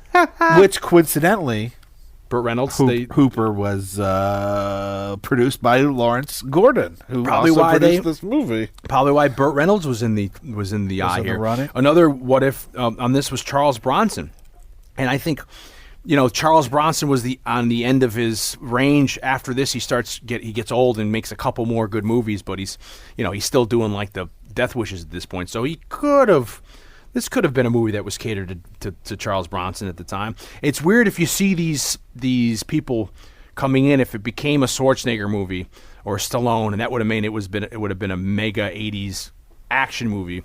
How would it have fared in the echelons of history? I can't see it if you put Charles Bronson or an Eastwood in this part.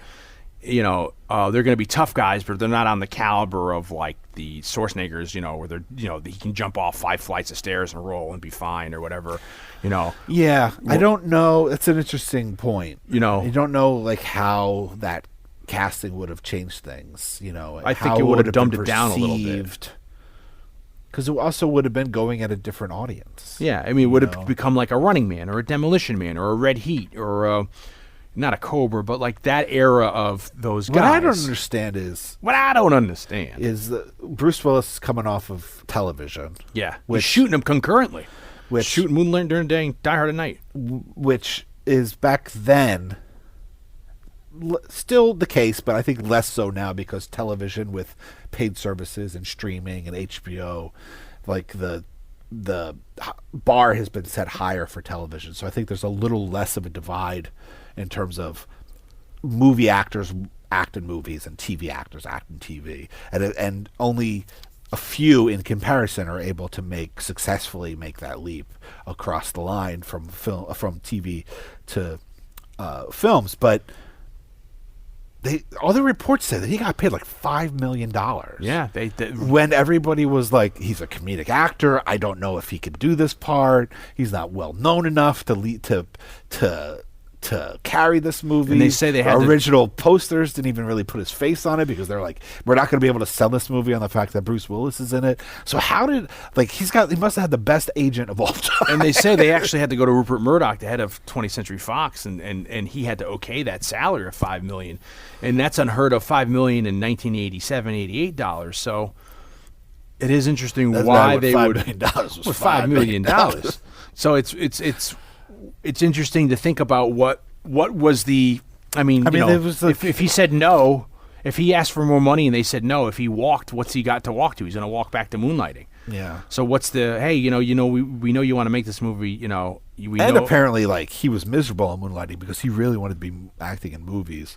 I remember watching an interview with Curtis Armstrong, who played Booger in Revenge of the Nerds, because he was on Moonlighting. Okay. And he said Curtis Armstrong was saying that Bruce Willis was always like, what are you doing here? Like, you've been in movies, like, you have a movie career. Why are you working on a television show? Like, I was always jealous of Curtis Armstrong because Curtis Armstrong had been in the Nerds movies. He was in what's that Tom Cruise movie with Rebecca De Mornay, Risky Business. Yeah. He was in movies, and Bruce Willis kind of felt like you're taking a step backwards by doing this television show. Yeah, and that's like you just were saying. That was kind of it's weird because sometimes you hear that, sometimes you don't. But that was kind of like what people have always. It's always like the redhead bastard stepchild is television. Even going back to the 50s and stuff. You're gonna go to TV. No one does TV. Or if you go to TV, you're washed up. And then only some people either can transition, be a movie actor, go to TV and have a successful career, or you're saying Bruce Willis, be a TV actor and then have a successful transition to movies. Very few people that will make that transition from TV to film will then go back. Yeah. Maybe now, like I said, now it's starting to be a little bit different because you have things like Game of Thrones. As but like, TV show. Like you took like George Clooney, like he made his things on either doing like Facts of Life or whatever. Roseanne, and then ER. And then when he leaves, I think he may come back and do an episode or two of ER. But yeah, a lot of people end up just going, the guys from Friends and all that. They all have had kind of movie careers there. You kind of go off unless they're not successful as a film career. Or the show they're on has become like an X-File. It's a cult show, and that's the reason why they're going to come back is because Twin Peaks or whatever. Yeah. It's a show that has a cult phenomenon. Yeah, and then that's why you're going to reinstate your characters on that show. So yeah, it's weird to think that he got paid $5 million for this. Because that was when like the biggest stars were getting paid that. Like Warren Beatty was getting $5 million. I'm pretty sure that. So they were gambling on him, and there's a lot riding on Bruce Willis, and he really comes off. At the beginning of this, like, it's weird. Bruce Willis, I love Bruce Willis. I have no problem with him. I think it's very successful. He's able to keep his career going. Where a lot of those guys, like Schwarzenegger and Stallone, even Eastwood, they've had lulls in their careers. Yeah. When their kind of action fare have kind of gone by the wayside. Bruce Willis has always kind of kept it going. Probably, I think we've speculated before, because he likes to do the crazy parts. He'll do earlier this year. We did Fifth Element. We did Fifth Element, but we also did the Sizzler. Color of Night. We did Fifth Element last year. Because that was the 20th anniversary maybe of 97. But we had this discussion where he was a big movie star, but then he would do something like 12 Monkeys or Pulp Fiction. Yeah, Death Becomes Her, or little parts, 4 Rooms. He'd take a part on something that might not, if that if that doesn't do well, he still has these bigger roles. He's doing, But he was, he was able to like cushion himself with big roles, but be able to pursue interesting projects that were maybe smaller on scale. Yeah, quote unquote artsy films, Yeah. or say, or and maybe that's what keeps him apart from those guys that were straight action all the time. Straight action all the time. 13 hours on TBS. Straight action Movies for guys who like movies. all the time. So you have by the end of the 80s or the 90s, you have like Schwarzenegger doing like a Copland, which is kind of not Schwarzenegger, Stallone, but that was like 2 weeks ago. Sorry, Schwarzenegger. That's the low part. Would be really interesting. Yeah, it'd probably be like him in that movie where he played a sheriff a couple of years ago. Oh yeah. Which I didn't see, but I hear was terrible. That people say that it looked like they were taping the rehearsals. But it's kind of like that kind of idea where it's Bruce Willis is able to keep that career going, and he didn't suffer from the other guys who Van Damme, Seagal kind of fell. Bruce Willis eventually started doing straight to video movies or straight to DVD, whatever you call it. But everybody did at that time. Yeah, I mean I think he's in more straight now. Like straight to home video stuff now than he is in because theatrical it's stuff. a paycheck. He was in the remake of Death Wish, which I haven't seen. Yeah, yet. I haven't seen that yet either. But he's gonna because he took that step of doing smaller, interesting projects early in his career. Did like The Sixth Sense, and then did Unbreakable. Yeah. Now he's coming back, and he's going to be in the sequel to the new Glass or whatever that. Yeah, the sequel to that, and Split, and he was Night in Looper, which movie. is a great movie, but also like a quirky, lower budget, sci-fi, science fiction, like time travel movie. He has had a really interesting career, and I don't know. He seems like he could probably be a jerk in real life. I don't know, but I have a lot of respect for like the career choices he's made and the movies he's pursued, because not only is pursuing interesting films, I think, beneficial to his career, but it's letting interesting films, smaller films, get the kind of maybe distribution or the budgets that they normally wouldn't get if his name wasn't if he wasn't attached to it. So in a lot of ways, yes, they're supporting him, but also probably much more so he's supporting them by doing them. Yeah. So I mean, that's a great and I don't think thing. I've never seen that or heard that he would be a guy that comes on and would say that, like, your movie's only getting this because of me. He doesn't, seem to be that guy. Well, I did hear that on Striking Distance. Yeah. That on the first day he came out, when the crew, he's like, attention everybody, I want everybody to... It's like, there's only one person on this movie that can't be fired, and it's me. Wow. He came to my... Now that's a story. Yeah. You don't know if it's true. I don't know if it's true or not. He came to my job maybe 10 years ago or so, and, he's upstairs, and I didn't want to go up there and be, I try to, if I can, meet people. And a bunch of girls went up, and he was like, okay, ladies, one at a time. And there was like all these, 20-year-olds wanting to take pictures with him. And, he was nice and took the pictures with him and all that. But, he was kind of, also the other side of that coin is if you're a freaking sex symbol who's been married to Demi Moore and, can do whatever you want, you're going to have a little chip on your shoulder. You're a good-looking guy. We saw The Color of Night. We saw his Shimmalama Ding Dong. You know what I mean? It's so it's like, why not, carry that on, be that kind of. But he's, I do give him a lot of credit for doing those projects that he ends up coming to do. He doesn't just stay and do these gazillion-dollar movies. And I think without him, you might not have a Pulp Fiction. You might not have a lot of those other quirky kind of movies that end up being like a North or those real Mercury Rising, not Mercury Rising, that's just an action Disney's movie. The Kid. Yeah, you have those kind of weird, he does those weird, I always look who's talking, I always called Disney's The Kid because it was out in the movie theater when I worked at the movie as theater. Disney's. And we weren't allowed to call it The Kid. You call it Disney's The Kid. It had to be called Disney's The Kid. I wonder if that was the edict came down. Yeah, it was from the studio. They don't want it to be mistaken as something else, And he's a left-hander. I'm left-handed too, so we have to stick up for our fellow left-handers. Now, as we kind of insinuated earlier, a couple of things I want to do before we start to wrap it up, because it's getting late.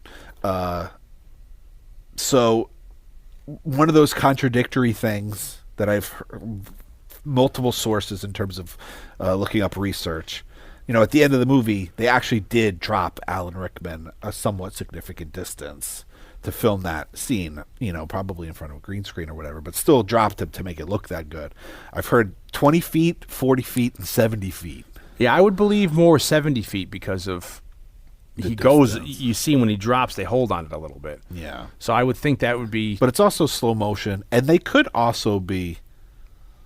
At the same time, they could be distancing the camera from him. Oh, like they did in Saboteur. So they could be, doubling the distance by pulling the camera out. He's falling. Yeah, that's true. So that I also found interesting trivial things. Well, but then they also dropped him. Whoever was holding him, that struck a genius, the stuntman.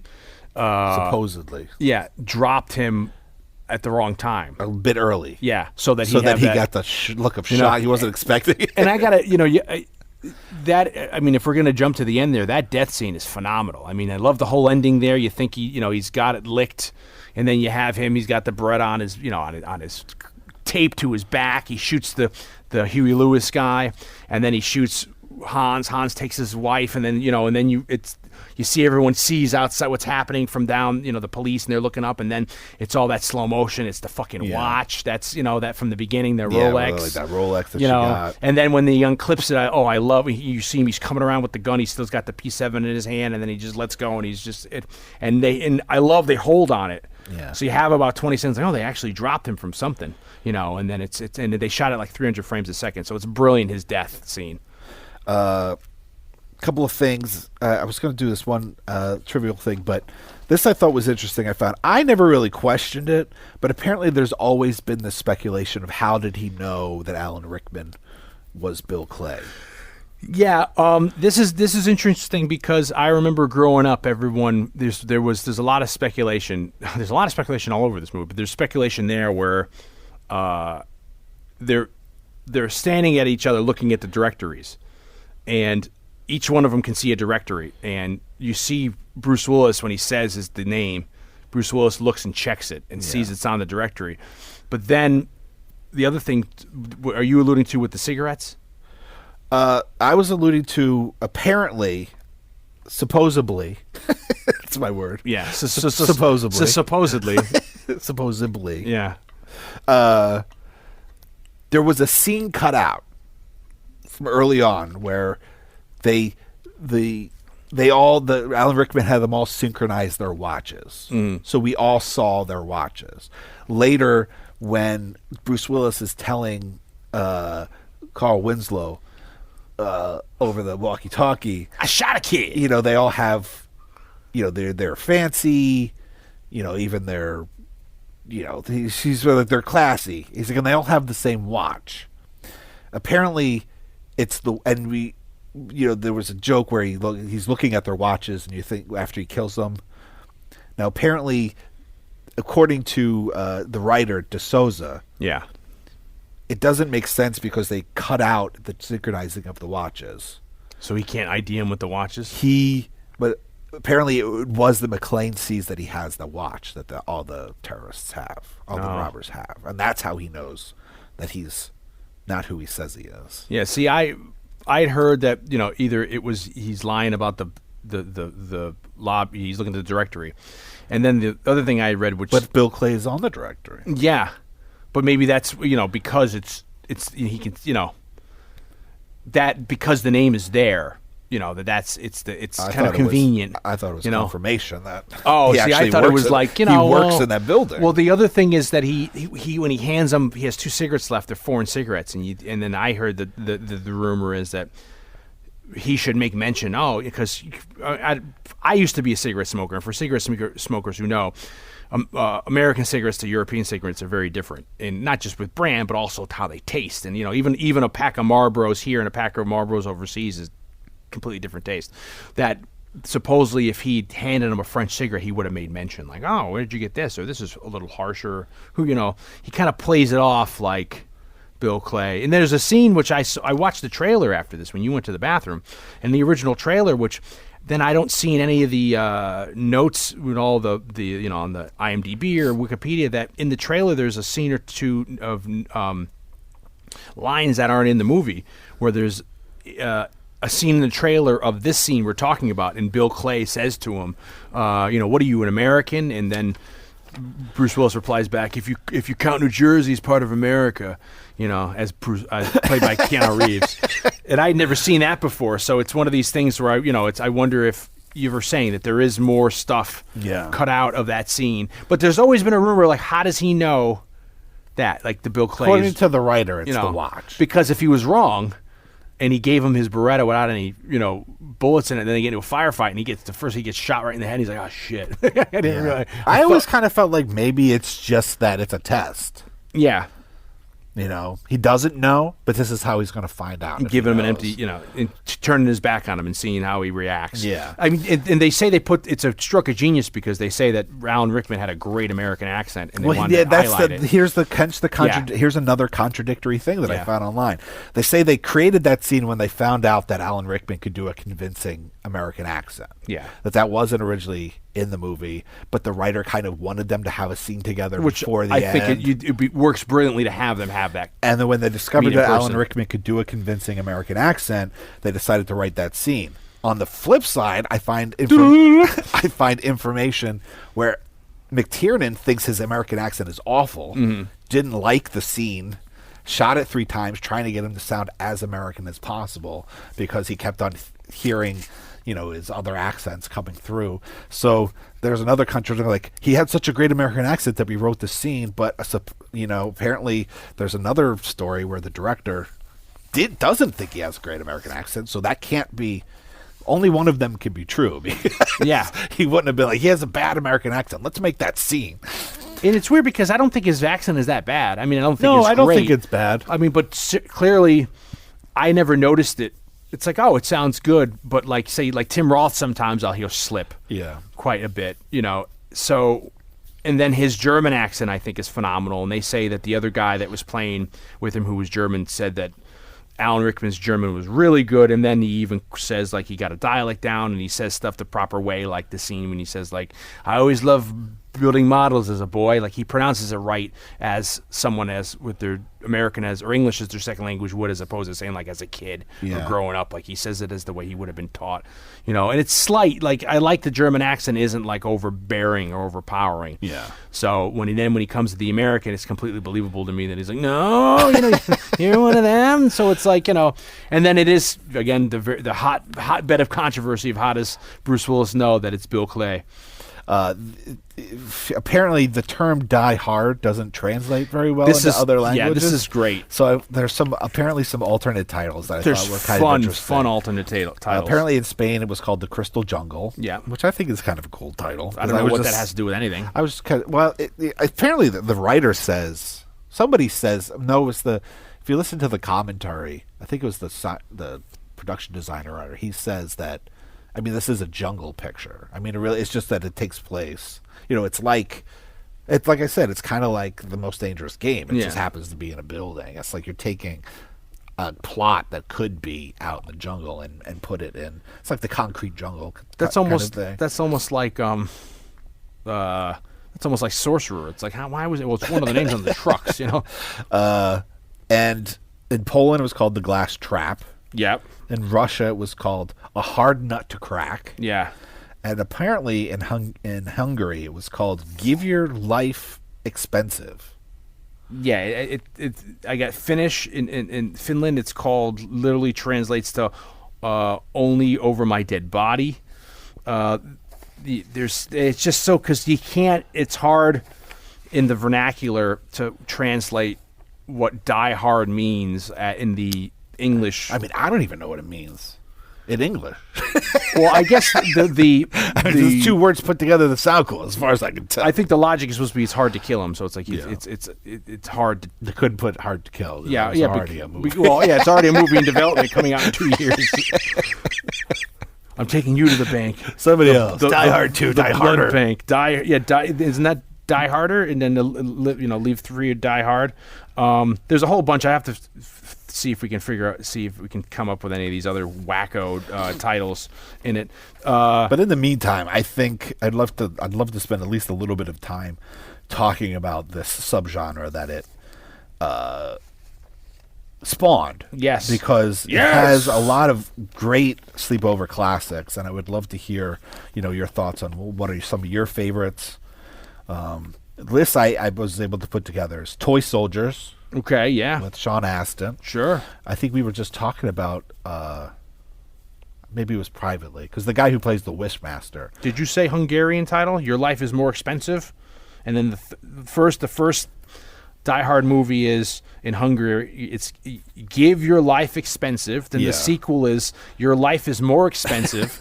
Then the third sequel is The Life is Always Expensive. Those are the sequels. Oh, I love the new Bruce Willis picture. Your Life is Expensive. Give Your Life Expensive. Yeah, so what does that mean? It's the Give Your Life Expensive box set? Yeah, that's the expensive box set. I'm looking for the expensive box set. Sorry. Toy Soldiers, yep. Under Siege. Under Siege, which is him on a battleship. Die Hard on a And battleship. of course, Under Siege 2. Die Hard on a train.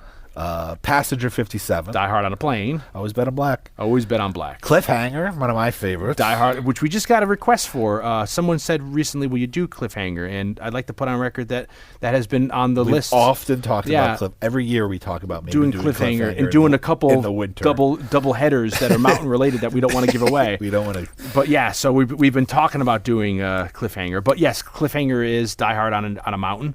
Speed. Die Hard on a bus.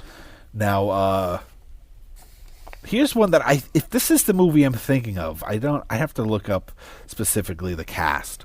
But No Contest, 1995 with Shannon Tweed. I love Shannon Tweed. I No want to contest. say, I think it's like at a beauty pageant.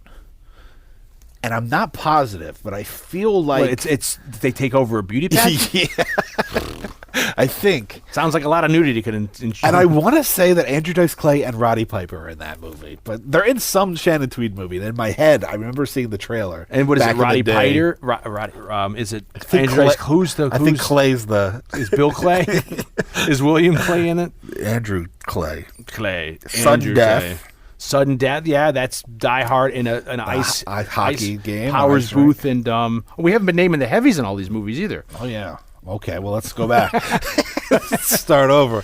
Who's the heavy in Toy Soldiers? This is the guy who plays Wishmaster. I don't know. his name. Wishes. Andrew. We met him. Real nice guy. Andrew something. Under Siege is, of course, Tommy Lee Jones. Yeah, and you got a trifecta there because you also And have Under Siege 2 is Eric Bogosian. Under Siege. You also have crazy. Who's Lethal Weapon? Crazy guy. I thought it was Busey? Joshua. Yeah, it's Gary Busey is Busey's in loose. that. And then there's even our friend Michael DeBar is in Under Siege somewhere. And I feel like there's a third guy that's a bad guy that's in there too that was was around that time. So that's The Passenger 57 is that. that I don't know that guy's name, but he was in blind guy. German, of course. Yeah, he was in Highlander Endgame. Yeah. He was in a lot of stuff. Speed's Dennis Hopper. Cliffhanger. John Lithgow, whichever way you If go. No Contest is the movie I'm thinking of, it's Andrew Dice Clay, but it might not be. So I don't want to. Say the wrong thing. Sudden Death, of course, you just said. Powers Booth. I don't know this one. I've never seen it. I might have to check it out. Meltdown with Jet Li, Okay. 1995. Yeah. Apparently, there was another movie called Skyscraper with Anna Nicole Smith as the Bruce What Willis year is that? part, She's 1996. playing. That's like opposite Barbed Wire. Remember, isn't Barbed Wire around that time with Pamela Anderson? Maybe they're like, she's done a picture, put her in another one. Executive Decision. Classic. That's David Suchet is the bad guy, yeah. and then you have Steven Seagal and Kurt Russell, and then there's another person in that too, maybe. Wow. And then there's even another That one. movie's got a big cast because it's not just one guy goes. There's like a whole John Leguizamo. There's a team. That's right. I feel like Halle Berry might be in that movie. Yeah, I think you're right. Halle Berry might also be the stewardess in Passenger 57. No, it's another pretty African American girl. Oh, I thought it was her with short hair. Is it what's her face? Is it I don't know what her name Jada is. Pinkett? It was just on TV, so I was just recently watching. Is Jada Pinkett Jada Pinkett? No, Smith? not in Passenger 57. I feel like she's a stewardess in something. The Rock. Oh, the not the guy, the movie with on Alcatraz. So it's Die Hard on Alcatraz Island. That one I'm not sure about, but that was on some lists I saw. Because they're trying to break in. Terrorists take that island over. Well, it's like an American terror. I mean, It's there. Then they're going to blow. I forget what they're. Was it Creighton? No, Nicolas Cage is the good guy.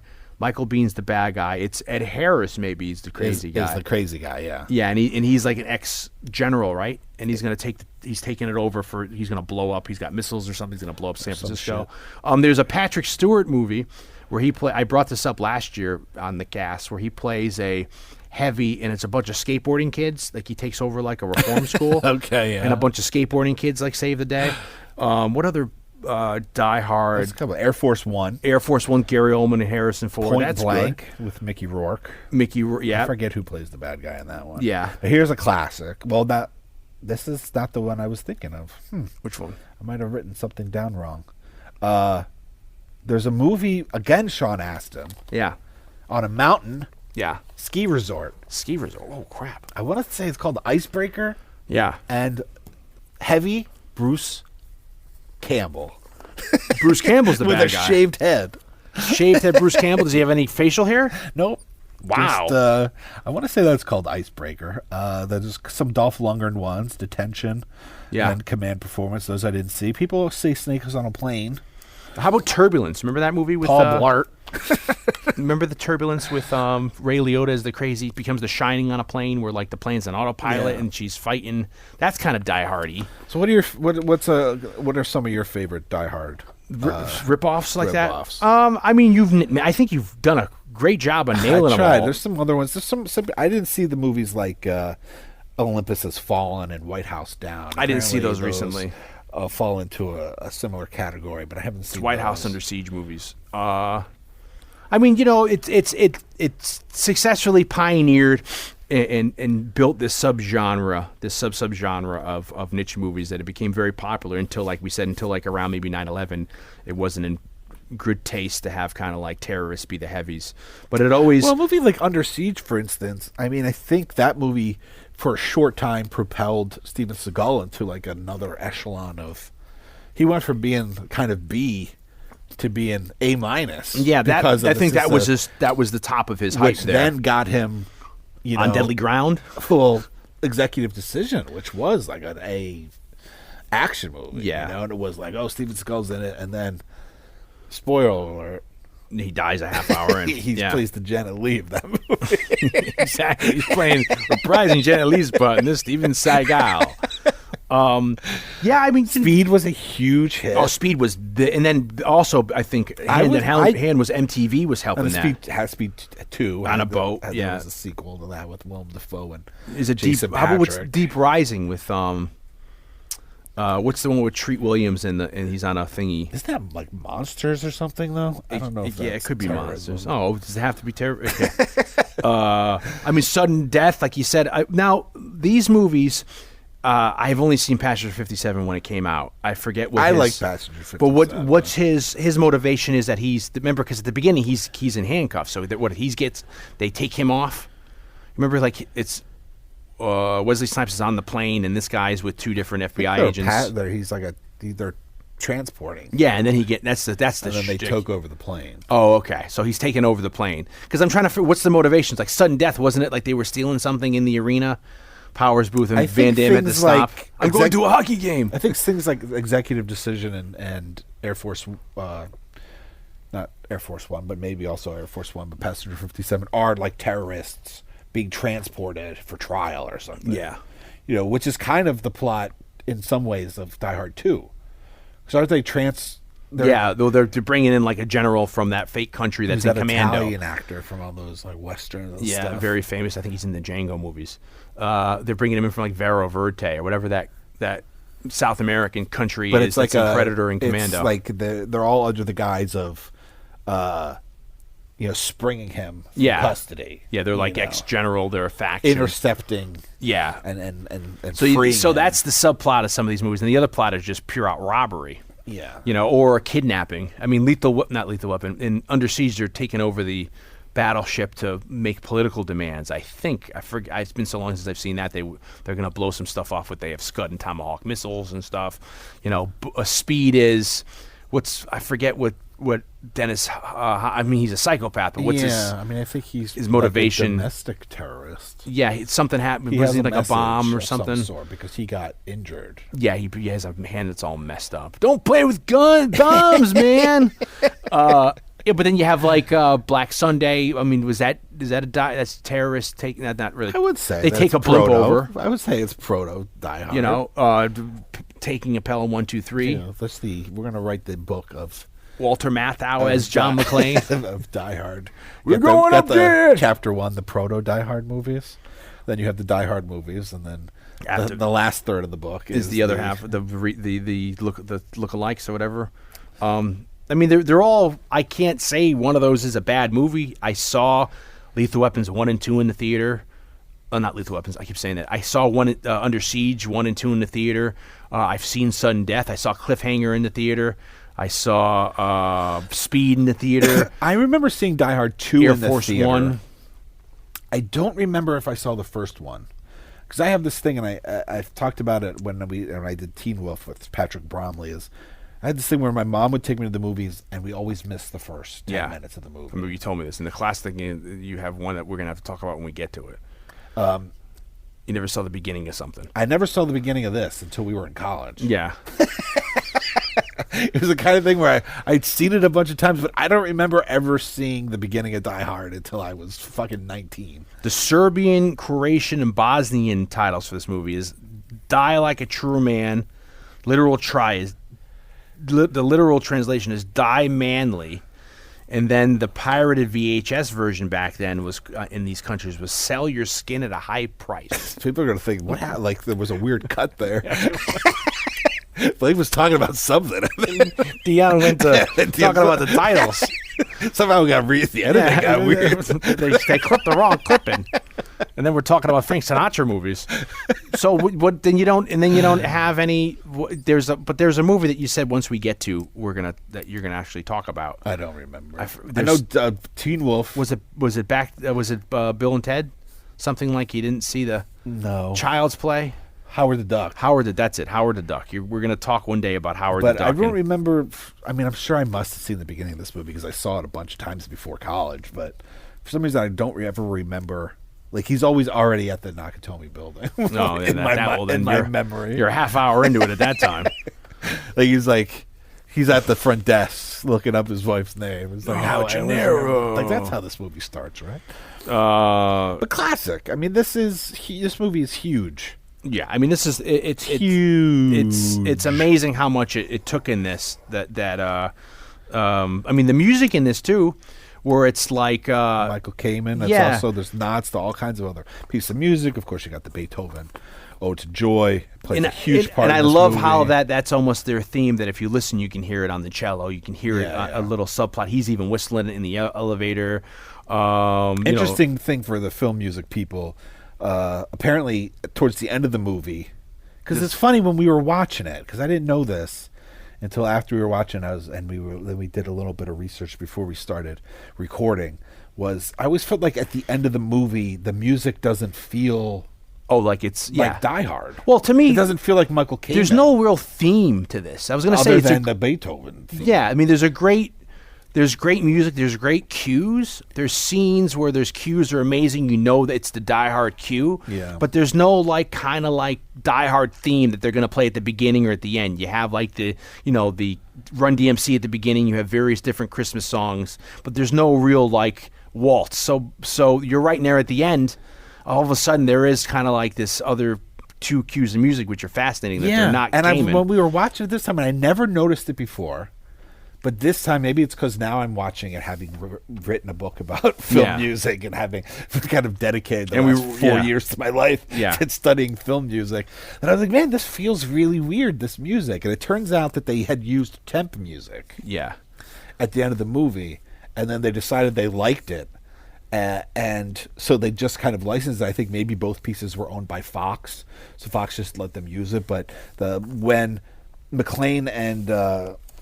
Reginald Bell Johnson and Carl Winslow, who's also, let's not forget, plays a cop before all this in Ghostbusters. Remember, he's like the cop that I think when they're in jail at the end. Uh-huh. So, and then we also said there's a connection with Vigo from the second Ghostbusters. And he also plays a limo driver in Crocodile Dundee. Yeah. But apparently when they see each other, and that was the piece of music, so I was like, this feels weird. This doesn't feel like Michael Kamen music. It's from the 1987 film Man on Fire. Yeah, which is the original. With the composer is John Scott. And that's the original. I think that's Scott Glenn and Joe Pesci. And that movie then was remade by Tony Scott in the early 2000s. And A lot of Scotts. Scott Glenn's character is Denzel Washington, and then Christopher Walken plays the Joe Pesci Because character. the composer's name is John Scott. And a lot of they didn't know that day. They had a lot of Scotts. Is your name Scott? Yeah. Put him on this movie. You're on there. Joe Pesci, you're on there too. And then you're right. And then when Carl comes back from the dead, Carl, you have Not Carl Winslow, but Carl with a K. Carl with the blonde guy. Alexander Goodenough. His music that's an excerpt from Aliens. It's from Aliens, yeah. And who's that in Aliens? That's James Horner. Yeah, did Horner do that one? Yeah, because I think that's the Goldsmith did the first one. Yeah. So yeah, Horner did. And that always stuck out with me, that like this movie, the heavy like orchestration, but there's never a big theme. There's just like the weather outside. It's just kind of like bumpered with Christmas music, which I love. But you're right. I mean, it's kind of the Beethoven's Ninth kind of does take the place of the theme. And it's nice because it's in there. It is there. a recurring. Yeah, if you listen to it subtly, like I said, he's whistling it in the elevator. The ensemble's playing it. Yeah, when he's in the bathroom, and when they before it all goes down, you can hear the band playing it out in the party. And you see when they first see the vault, it's very low, like it's on his mind, and then finally when they open the vault, it's like fucking yeah, I love before we start leaving the couple of the weapons in this movie. There's the Beretta, which is very classic. It's a Beretta 92. That is something you see. Jesus, everybody in the late 80s was using a Beretta. The Beretta 92F is something that. You had the Italian Beretta is an Italian company, and then they made the Beretta 92, which is just an automatic handgun. And then when the military in America took it, they made it the 92F to make their own specifications. So F kind of means federal. And that's the gun that you see McClane using in this movie, and then you see Riggs using in Lethal Weapon. And then when they go after that, there's a new modification called the Beretta FS. And there was a problem with the slide repeated use. That's the thing on the top that fires back when a cartridge ejects. That was coming off after repeated uses, so they kind of made the hammer a little wider so the slide wouldn't come off. And the Beretta FS is still used today. It's one of the best handguns in the world, and it's in all these movies. It became kind of a craze, I think, like in the 70s with the 44 Magnum with Die Hard. Dirty Harry, when you saw Riggs and McClane using Berettas in this, everyone went out and bought a Beretta. And then I also like that the little machine guns they're using, these German things, they're HK94s or MP5s. They were brand new. They were considered like the Rolls Royce of like small machine guns in the 80s. And it's great to see them using those weapons, those German weapons, because they kind of contrast the exotic European weapons to like the American, like M16s or whatever, and it gives that exotic feel, because then you see like in Lethal Weapon 2 with the South Africans, they're all using the MP5s, and that becomes a very like terrorism, quote unquote, gun you see in all these kind of movies. And then lastly, the gun that Carl's using, which I used to love as a kid, it's this Austrian gun called the Stig AUG, and it's interesting because the clip is back, it's put in where the stock is. Because I guess, you're designing these guns in the 70s and 80s, like the Uzi, say, for urban combat. So you don't want to have these big rifles. You want to make them smaller and smaller. So the idea of that design here is that, it's small enough that, so if you put you're going to have the stock anyway. So if you put the clip back in the stock, it has this kind of exotic look. And, it's great. You see him putting it together in the elevator to go after McClane, and the clip is almost plastic, so you can see the bullets going up, how much you have left. And since everyone else is using these MP5s, he's using this exotic big ass weapon. And They talked about that they wanted it to be kind of ultra realistic, so you have these big muzzle blast flashes, these big, different kind of sounds. Get special blanks, because McTiernan had a very specific look that he wanted the muzzle blast to look like, but it also made them exceptionally loud. Yeah, and apparently, Alan Rickman was uncomfortable with the sound, and apparently, reportedly, Bruce Willis still has Hearing loss due to making Die Hard. Yeah, because when he's sitting, particularly the scene when he's underneath the the table and he shoots 15 and the gun is so close, you see the actual cartridges hitting his face, bouncing off, but it's so close to his left ear that he still says he has hearing loss from that. And the great thing about the Beretta that I liked is that since I'm left-handed, it's very interchangeable. You know, it's very easy. Some of these guns are made for a right-handed world where the Beretta, it's very easy. You can put the clip eject on either side or the slide lock. And I think even Robert Patrick from the T-1000 and Terminator 2 is using a Beretta. So I like that it's ambidextrous. That gives me some points. But yeah, you're right. Everybody, you know, it's like the violence and it's so loud. They didn't want to also, I think, just use stock gunshot sounds that you see Michael Mann ends up going away from in the 90s. They went and actually shot all these weapons to get the sound effects to have to use these, and you know, to overlay them in the movie. And then I wonder now if anybody gets the references to John Wayne, to Grace Kelly, High Noon, you know, Roy Rogers, all that kind of stuff. It's really like a, you know, it's kind of like a you know, it's a time capsule, like, you know. We might get it back then, but now it's a little out of date, you know. Yeah, you know, it's yeah. So it was fun, you know. And then I always remember too, you know, the last shot of this when he's like, when they get into the limo and she knocks out the reporter, and she, you know, he's like, if this is your idea of Christmas, I can't wait to see what they do for New Year's. And it always cuts back then from that shot. You see him walk around the car and get in, and they kiss and they drive away. That was always like, you know, squeezed because it was widescreen. Yeah. You know, it's funny, at the beginning of this, they have like a stretched 20th century. I don't know if they did that on purpose, but they put the stretched one on, so it looks weird, you know. And I think there was a story with Predator, right? That the Predator, they wanted to shoot a certain way and they wouldn't let him, so he took like the like, you know, 135 and they put, you know, anamorphic, and he put it on. To shoot anamorphic, and they wouldn't let him. So, but this one he did shoot anamorphic. It's beautifully constructed. I mean, John McTiernan did a great job. I can't, off the top of my head, I don't remember who the director of photography is, but it's someone we just talked about recently. There's a lot of really beautiful movement, and there's a lot of, and especially the angles too, high above and stuff. A lot of the capturing of, like, there's scenes where they take some license, like after he cuts his feet, and you see high above.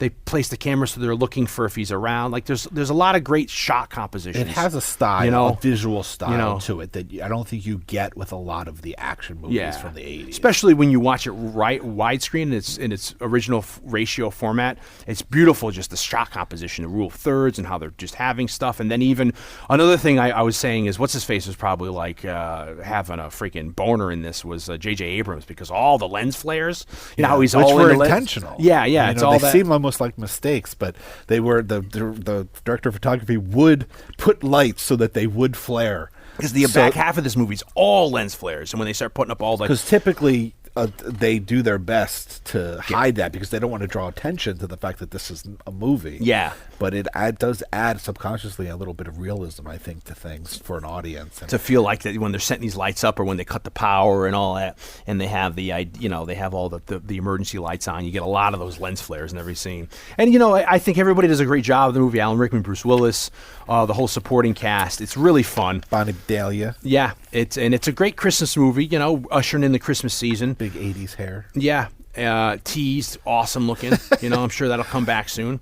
And, you know, for the 30th anniversary of it, I hear they're even now talking about in August of this year, they're talking about they're going to reboot it somehow. And there's speculation that it's going to be like a prequel, and that it's going to be a prequel where Bruce Willis and his wife cameo in it, maybe, and then it's like a flashback, you know, and then Bruce Willis may even have kind of a say in who gets cast in McClane, so I don't know. So we'll have to see what happens. Yeah, you know, there's other things like the problems I have tear my notes up with the third movie, and that really bugs me that they're not together anymore. I know. Yeah, there's a mention of it. After all he did for you. Yeah, Jesus Christ. Two movies he saves your ass in. He blows a plane. He lands, it's the plane to leave and because it's going to run out of gas and all that. And that's another movie where, you know, Die Hard 2 maybe we'll get around to in years to come. For years, I didn't like that movie. And then I finally watched it 3 or 4 years ago, and I came around and said, you know, this isn't a bad movie. I've been giving it like a raw deal all these years because I thought it was a shitty... seeing it at the theater and thinking it was good, liking it, And then having years like you where I was like, oh, this doesn't really hold up so well. Yeah. And then watching it somewhat recently, like, you know what, this is actually pretty yeah, fun. it's good. It's got the same soundtrack. It's got a lot of the same people reprising their roles. William Sadler is great in it. We talked about John Amos a couple weeks ago. He's great in it. It's got a lot of great people. Robert Patrick's in it, so it's fun. What's his face? Fred Thompson. Got a lot of good people in it. So this was fun doing it. It was good seeing, it's one of these movies where I've seen so much as a kid. I know it word for word that it's like, it's good to sometimes, like the old blues song says, like, I got to put you down for a little while and give you a rest. I can't quit you, baby. So it's like, it's good to come back and see this, but I don't know when the next time I'm going to come back to this. It might be a couple years before I revisit this. Yeah. When we redo it on the show. Yeah, when we go back and do the best of. Part 2. So let's see. To round this up, we're in the Christmas season. Please check us out on Saturday Night Movie Sleepovers. We're on Facebook. We're on Instagram. We're on Twitter. Like our comments. You can check out our back catalog if you can't get enough of us. We got a crap load now. There's some classic Christmas episodes you can check out. Yeah, we have all kind of different genres at this point. You can like us on all that stuff. You can follow us. You can suggest us. You can tweet us. You can retweet us. You can like our comments. I got a book out now, Blood in the Streets. It's on audiobook. It's on paperback. It's on ebook. You can get it on Amazon. You can get a copy autographed for me if you want. It's a great stocking stuffer for the Christmas season. If you like 70s cop movies, it's kind of a cop thriller, historical fiction. Please check it out. That Blood in the Streets is on Instagram, it's on Facebook, and it's on Twitter as well. Follow me there to find updates. And my site, Dion Baia, or not my site, but it does have a website, but I meant you can follow me as well on Facebook and all that other stuff. And of course, Scored to Death on at Scored to Death on all social medias, most social medias, Twitter, Instagram, Facebook. The book Scored to Death, Conversations with some of horror's greatest composers. Scored to Death, the podcast. I'm also going to start doing at the end of this month, in a couple of weeks, I'm going to take over as the host of the Damn Fine Network's horror music show called Cuts from the Crypt. So you can hear me play DJ once a month, and I'll be playing some of my favorite horror movie themes. Damn Fine. Damn Fine Network. And the show's called Cuts from the Crypt. Then that'll be available on iTunes and all that stuff. Sweet. And also... That starts in January? That starts at the end of December, so just a couple of weeks. Sweet. And also... the second Scored to Death book coming in 2020. Woohoo! And you already have the first one, and you have the podcast as well, and all that stuff. So continuing the good work I've been doing with Scored to Death. Sweet. And with then another book coming in sometime in 2020. I'm working on it right now. That's exciting. That's very exciting. So we got all kinds of stuff going on. Check us out. We'll be back in 2 weeks for another Christmas extravaganza before the end of the year. Then we're closing out 2018 with a bang. It's going to be fun, and we'll be back before you know it. So Merry Christmas, Blake. Same to you. Later.